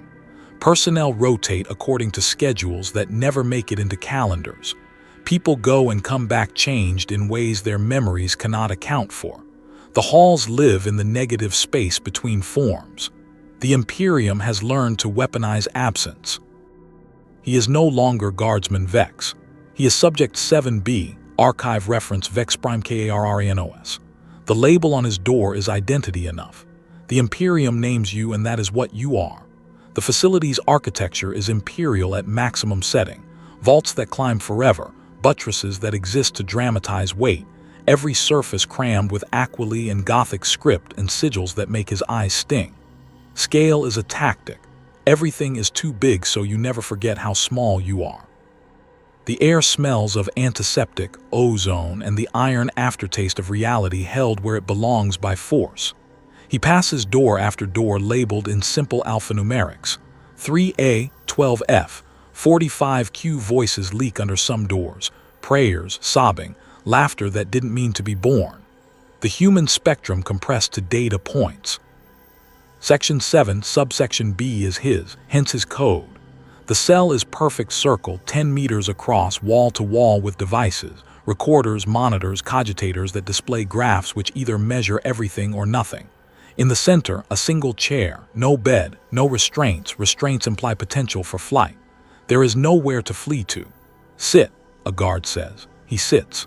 The door cycles shut with the solemnity of a tomb learning a name.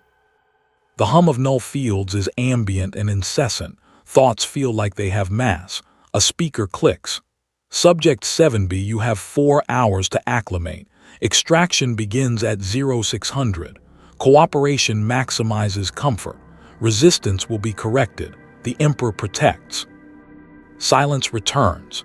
The room gives him nothing to do and no place to put the nothing. He sits because the chair is there and because the room has already taught him how to read it. A man arrives in gray, middle-aged, human enough. The eyes are wrong in a way that isn't dramatic, simply absent where a shine should be. Surgical neatness has removed what makes information stick. Subject 7B, he says. Extractor Secundus 9, baseline establishment. We will catalog what you know, how you know it, and contamination mechanisms. Acknowledge. Yes. Describe the color you saw, that is, orthogonal to the standard spectrum. Vex reaches for words he does not have and builds scaffolds. Not red, not blue, perpendicular to both. As if hue had depth and you looked back through it. Sufficient, Secundus 9 says. The machines are the real listener. His voice is a ritual that wakes their appetite. Rate memory stability on scale 1 to 10. 9, maybe 10. I can see it now. Concerning, the extractor says to his slate. Note, potential persistent sensory intrusion. He doesn't blink at the dangerous words. Of course he doesn't. Later, Vex will learn the procedure. Extractors are lobotomized precisely. Just enough to prevent retention, not enough to compromise function. They are daily debriefed by servo skulls and then medicated into forgetting. They can touch poison because they do not keep it. A living filter. A person transformed into a tube high enough above the ground that nothing sticks to it. The session runs 2 hours. Describe, rate, estimate, quantify. He can feel the database assembling him, table by table, keys defined, relationships mapped. It would be impressive if it weren't him. Adequate, Secundus 9 says, rising with the economy of a man who has never wasted a movement in his life. Session 2 at 1000. Rest. Alone again, Vex finds his head pounding. Throat raw from laboring language into shapes it resists. Hands shaking as if trying to shed memory like water. Day 1, he thinks.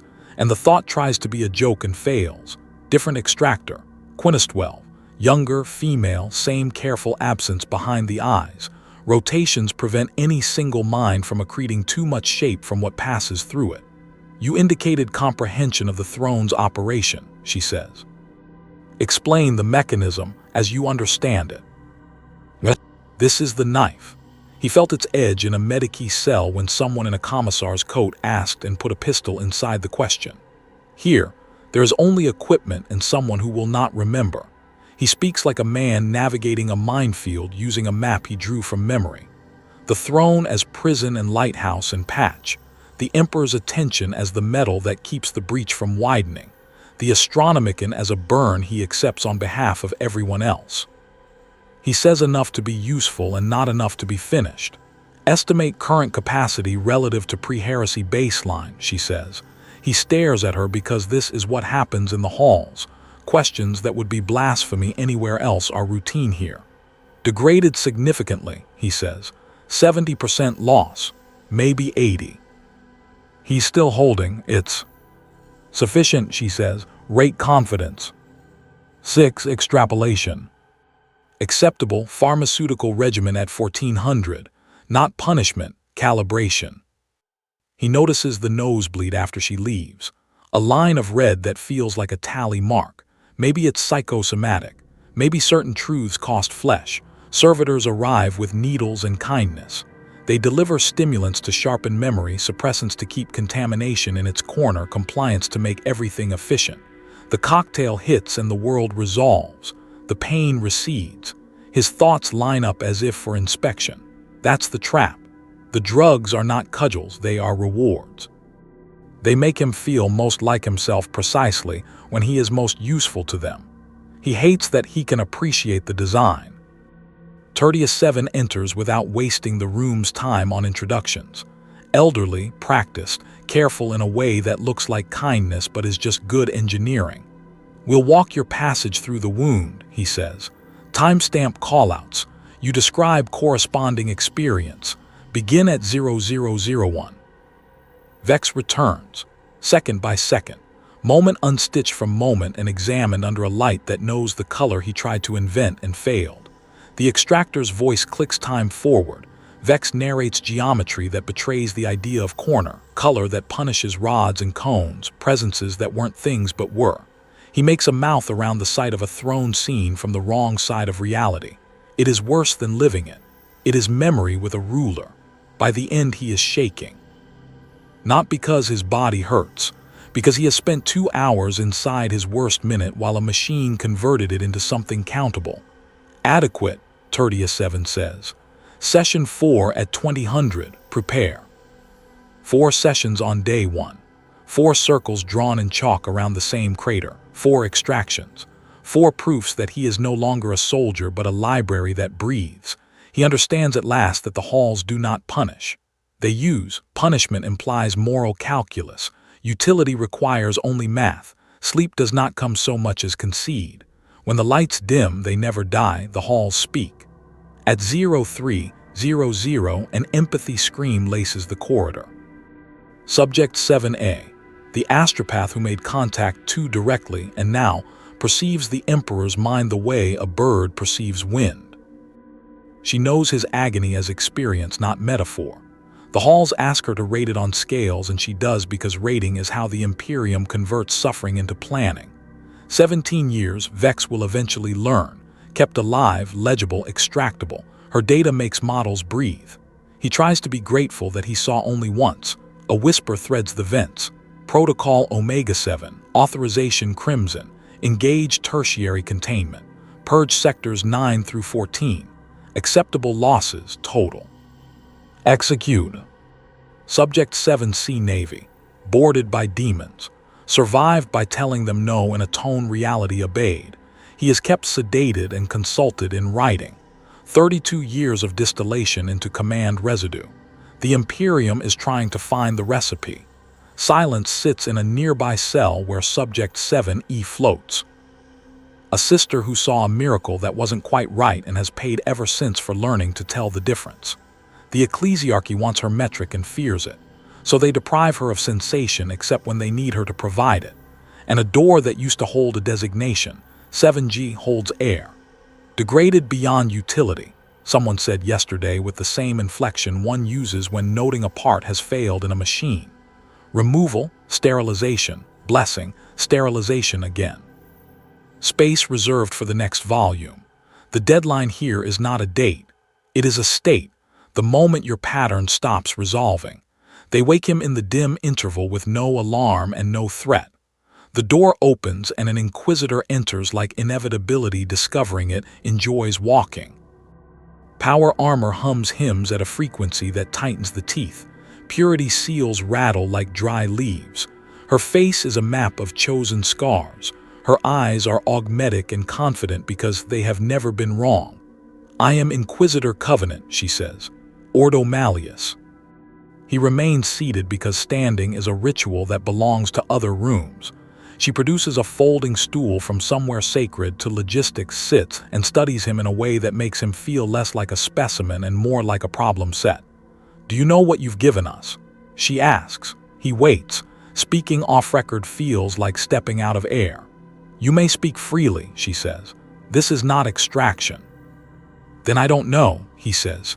No one tells me where the words go. To the right places, she says. Your testimony cross-references with 47 other cases. The pattern yielded early warning protocols that reduce contamination detection time by 17%. Quarantine procedures revised accordingly. Fewer units die confused. She lets the arithmetic become air. Insights into the throne's constraints inform operations. 4 missions navigated chaos-held space with models that carry your signature. He waits for a feeling and finds pharmacology where feeling would be. I don't feel anything, he admits. You can't, she says. They flatten your response to keep the signal clean. Meaning is noise in here. What's the point then? He asks, if I can't experience the knowledge that my suffering mattered. Point. She echoes, and for a heartbeat the Vox steps aside and a person speaks. Machines cannot give what you gave. Consciousness is required for your type of understanding. We preserve consciousness. We trim you. She stands. The stool folds and disappears like a trick. I'm here with a choice. She speaks the numbers the extractors don't waste breath on. 94% of your useful memories are archived with redundancy. Remaining 6% is mostly echo. Drift suggests 6 months until degradation. She holds his gaze, augmetics unblinking. Option 1. Dignified termination now. Honor mark on your file. A commendation sent to Meridian with your name spelled correctly. He waits for the second blade. Option 2. Continue 6 months. Extract the remainder. When you degrade, removal as per protocol. Choose, she says, not cruel, accurate. He thinks like the archive he has become.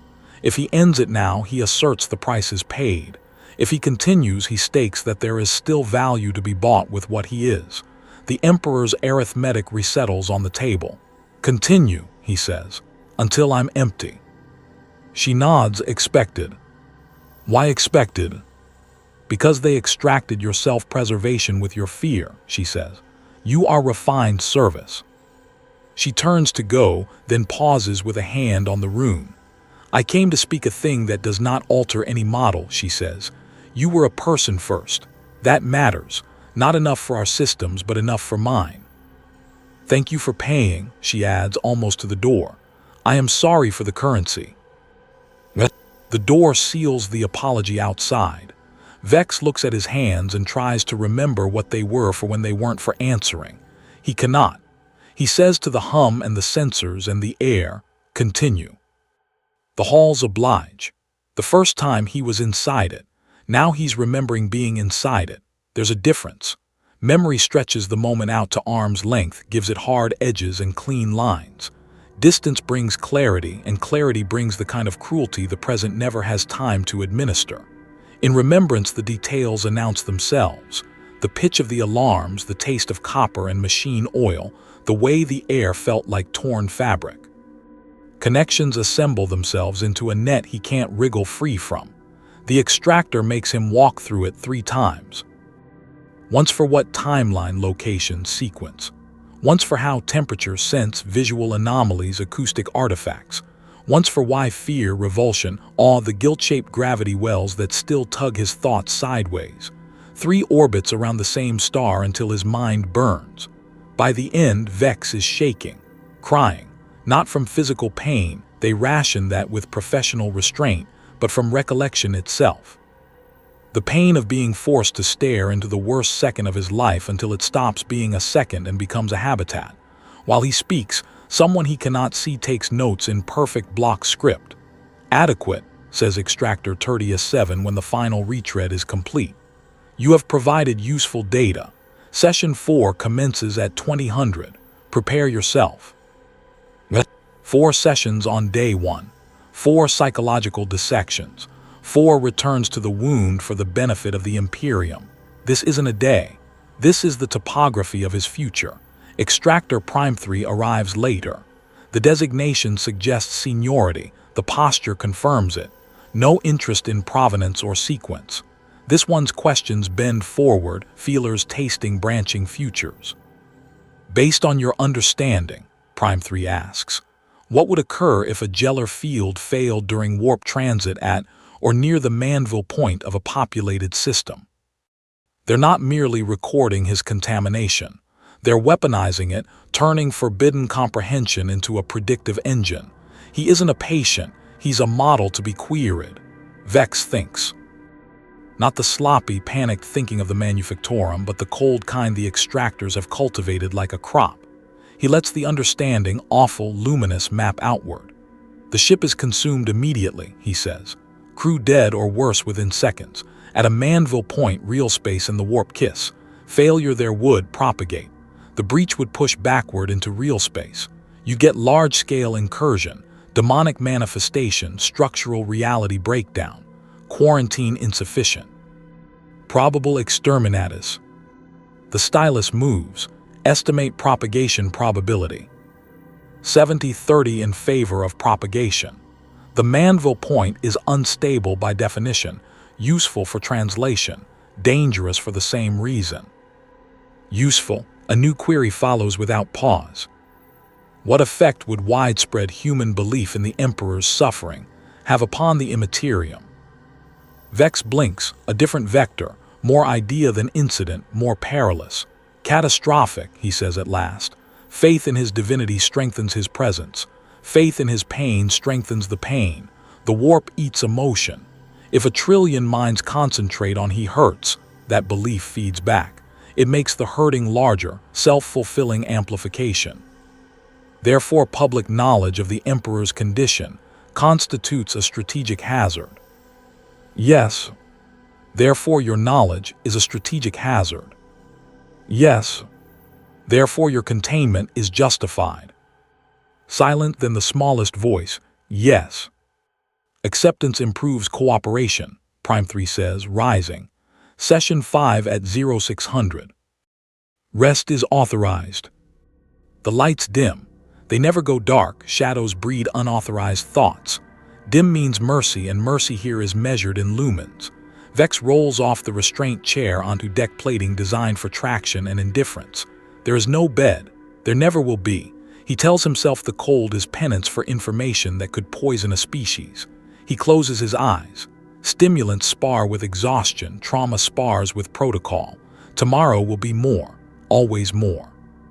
Questions asked from new angles that find the same splinters.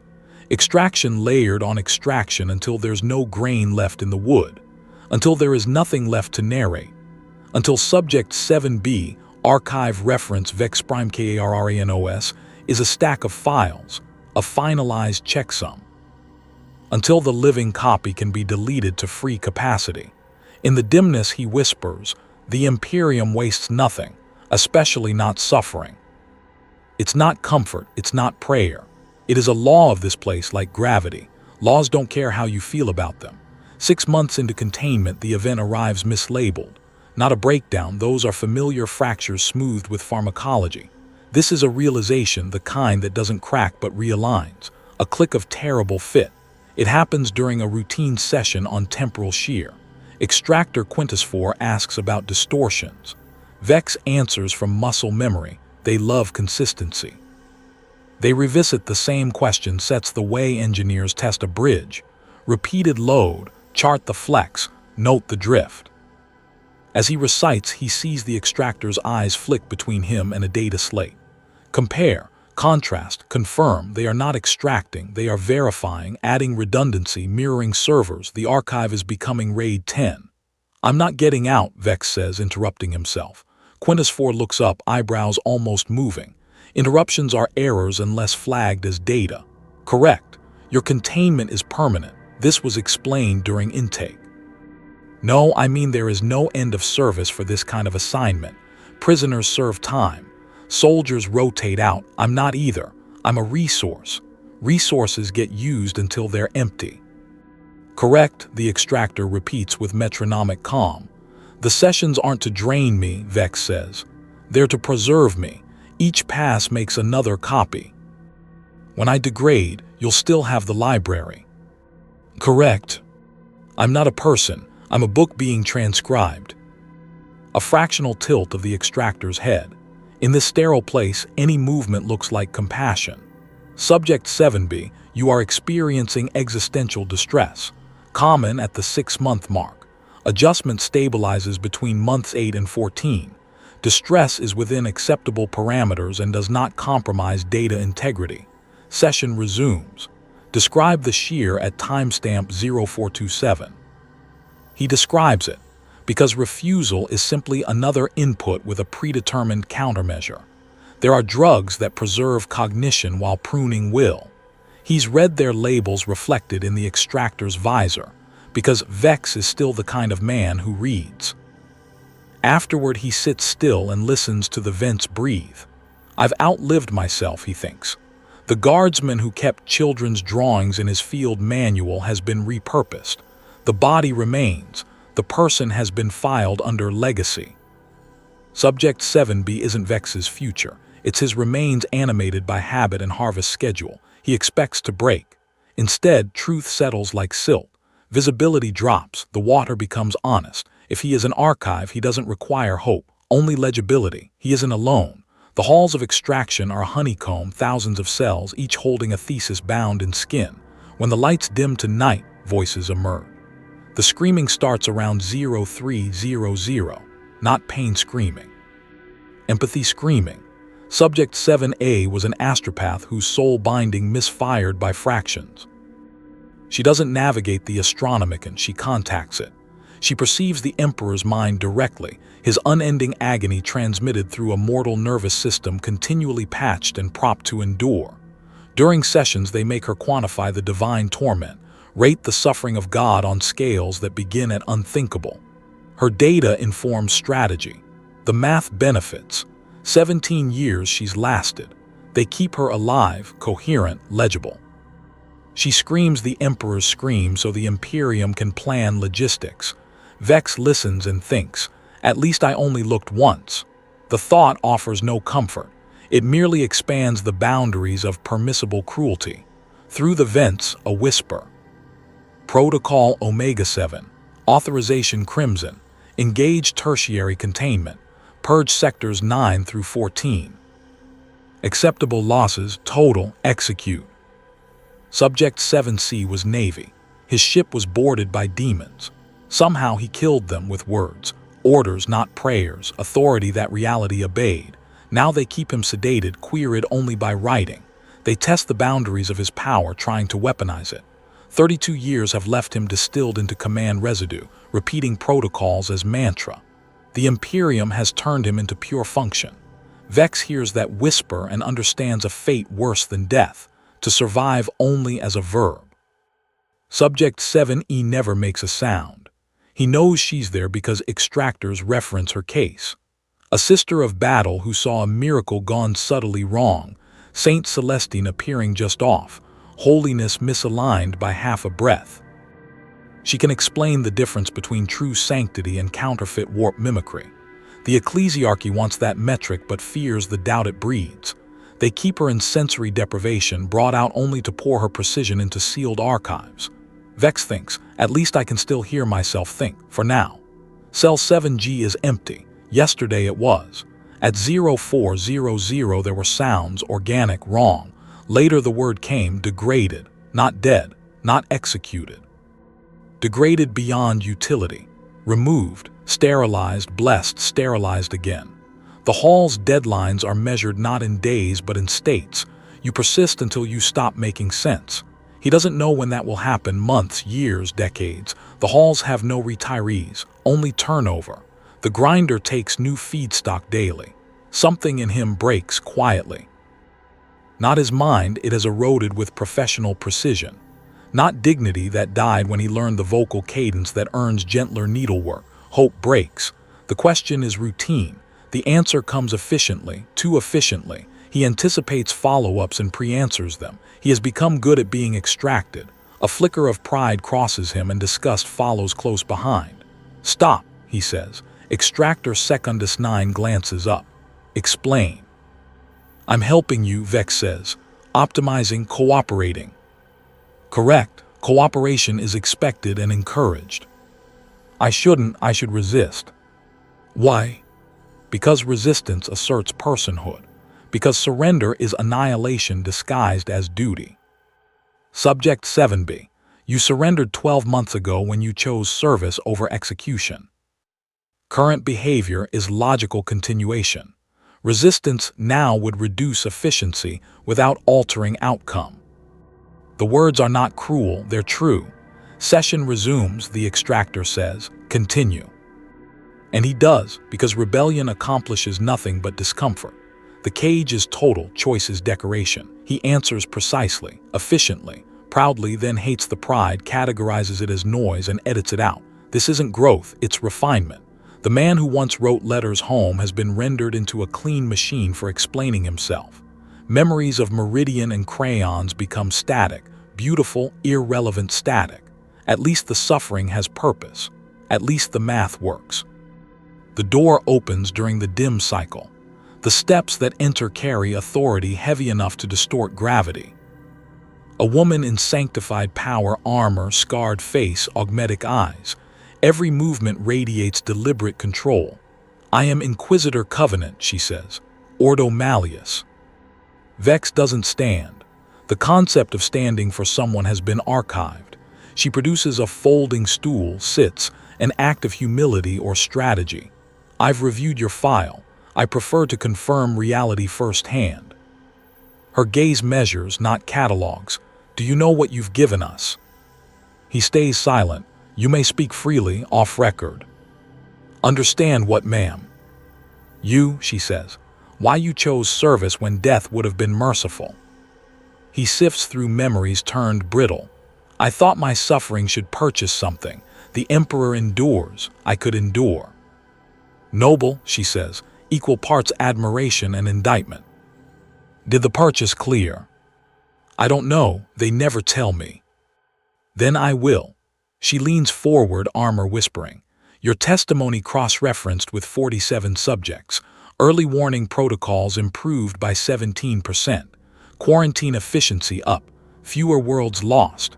Your insights into the throne's mechanics refined 4 ordo operations through the eye. Thousands live because of what we took from you. Your pain bought survival. He waits for emotion, finds none. I don't feel anything. No, Covenant says. They flattened your emotional curve. Feeling corrupts data integrity. You know it mattered, you just can't feel that it did. So I can't even appreciate it. Appreciation is noise. Her voice softens. You're conscious but not alive. Awareness without presence. She stands, folds the stool away. Extraction is complete. 94% archived, redundancy verified. 6 months until degradation. I'm authorized to offer closure. Closure.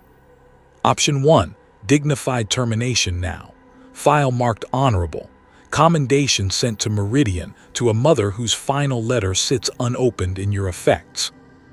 He waits. Option 2. Continue 6 months. When you degrade, removal like Subject 7G, no honors, just disposal.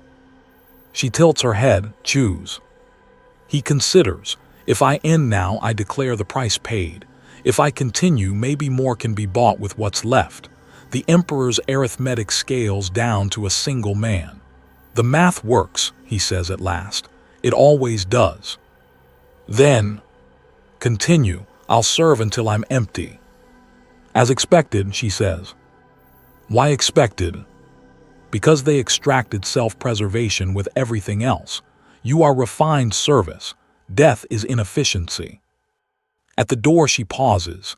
Your extractors won't tell you this. It changes no variable. But you were a person. That mattered. Not enough for the system, but enough for me. She exhales, a sound of machinery making space for grief. Thank you for paying. I'm sorry for the currency. The door closes. The room feels smaller. Vex studies his hands, tools, not hands. He says to the listening air, continue. Time becomes sessions, not days. Pharmaceuticals rotate, extractors cycle. 7A still screams. 7C still whispers commands to empty air. 7E remains silent in her engineered faith. Forms arrive requiring signature. Scanners now register his thumbprint as resource. He improves shorter latency between question and answer. He self-annotates, anticipates. He deteriorates. Meridian loses its map. His mother's letters become meaningless curls. The children's sons lose color. A new sound starts in the hall. Not scream, not whisper, not silence. Something flesh invents when it negotiates its shape with physics. He logs it mentally as future. He catches his reflection once in a polished panel, a clean, indecipherable face. He looks like a man who has learned the rules so thoroughly he has become one. He tells the reflection, "Continue." Labeled emergency, straps this time, symbolic restraint for a man who wouldn't run. "Do you regret looking into the wound at Carano's VI?" Asks the extractor. "Regret implies choice," Vex says. "I was ordered, I obeyed, the warp was there." Given choice again, would you look away? He thinks, no, someone must know, especially if knowing destroys them. That's the price. The price of what? Of being human in an inhuman universe, he says. We see, we understand, we suffer. We carry the weight so others can be ignorant enough to sleep. Is that noble? He laughs, a broken bell finding tone by accident. Nobility needs choice. I'm a tool. Tools aren't noble. They're useful until they break. His speech begins to slip after that. Words degrade into signals, meanings into waveforms. Emergency intervention buys hours, then minutes. The last sentence still coherent enough to log reads. Someone has to look into the dark so everyone else can enjoy the light. I looked. Now I am the dark, but the light's still there. That's something. 16 hours later they remove him. The archive has turned to noise. The cell is sterilized, blessed, sterilized again. The floor stays cold to prevent confusion with mercy. The ledger receives its line, service completed, sacrifice noted, next subject. Somewhere in a hab where laughter doesn't require permits, a mother receives a commendation stamped with her son's name. The Imperium wastes nothing, especially not suffering. What it wastes when it must is people. For what it's worth, Covenant had said, you served admirably. The Imperium is safer because of you. Thousands live who will never know your name. She had left, the door had sealed, and Vex had realized he hadn't chosen continuation from faith or duty. He'd chosen it because after 18 months of extraction, he no longer knew how to want anything else. The Imperium hadn't broken him. It had refined him, and refinement is worse than breaking, because broken things can sometimes be repaired. Refined things can only be used until they're gone. Between pharmaceutical doses 3,291 and 3,292, Subject 7B ceased to be Guardsman Vex. The archive was transcribed, the information preserved, the usefulness extracted, the person lost somewhere in the process, and the Imperium considered that an acceptable trade. We return now to the Mechanicus station. Sister Catherine, hands shaking, scrubs instruments while screams echo through the ship. 17 minutes in proximity to Guardsman Vex. 13 minutes until cognitive screening. Her head throbs, geometry blooms behind her eyes. She prays, the Emperor protects. Each repetition feels thinner. She passes screening barely. Yellow notation monitored. 72-hour rescan. 3 days later she's cleared. 17 minutes is below the 20-minute contamination threshold. Usually. Probably. Most likely. Within 36 hours, Vex is gone. The cell sterilized, blessed, sealed, and jettisoned into a star. Commissar Kralix finds her in a corridor. You're lucky, he says. 17 minutes, 3 less and we'd have skipped screening. 3 more and he doesn't finish. What happened to him? I can't discuss that. Is he alive? I can't discuss that. Did his suffering serve a purpose? The Imperium wastes nothing, Kralix says, especially not suffering. Technically true, functionally meaningless. Humanity survives surrounded by predators, chaos, tyrannids, necrons, orcs. Every sunrise is a victory purchased with blood. By that measure, Vex's suffering was necessary. His data saved thousands. The logic works. The Emperor himself set the precedent. His body burns eternally to keep humanity alive. If he suffers infinitely for all, how can anyone refuse finite torment for the same cause? By this reasoning, the Imperium is right. Cruelty functions, humanity persists, but Vex never truly chose. His choice was a bolt to the head or endless extraction, coercion wrapped in duty. The Imperium protects by keeping its citizens blind. His crime wasn't exposure to the warp, it was understanding it. Knowledge became infection. Comprehension, contagion. If safety demands ignorance, then protection is imprisonment. Chaos destroys openly. The Imperium destroys while calling it salvation. The Emperor's agony defines Imperial virtue. Sacrifice without end, function without rest.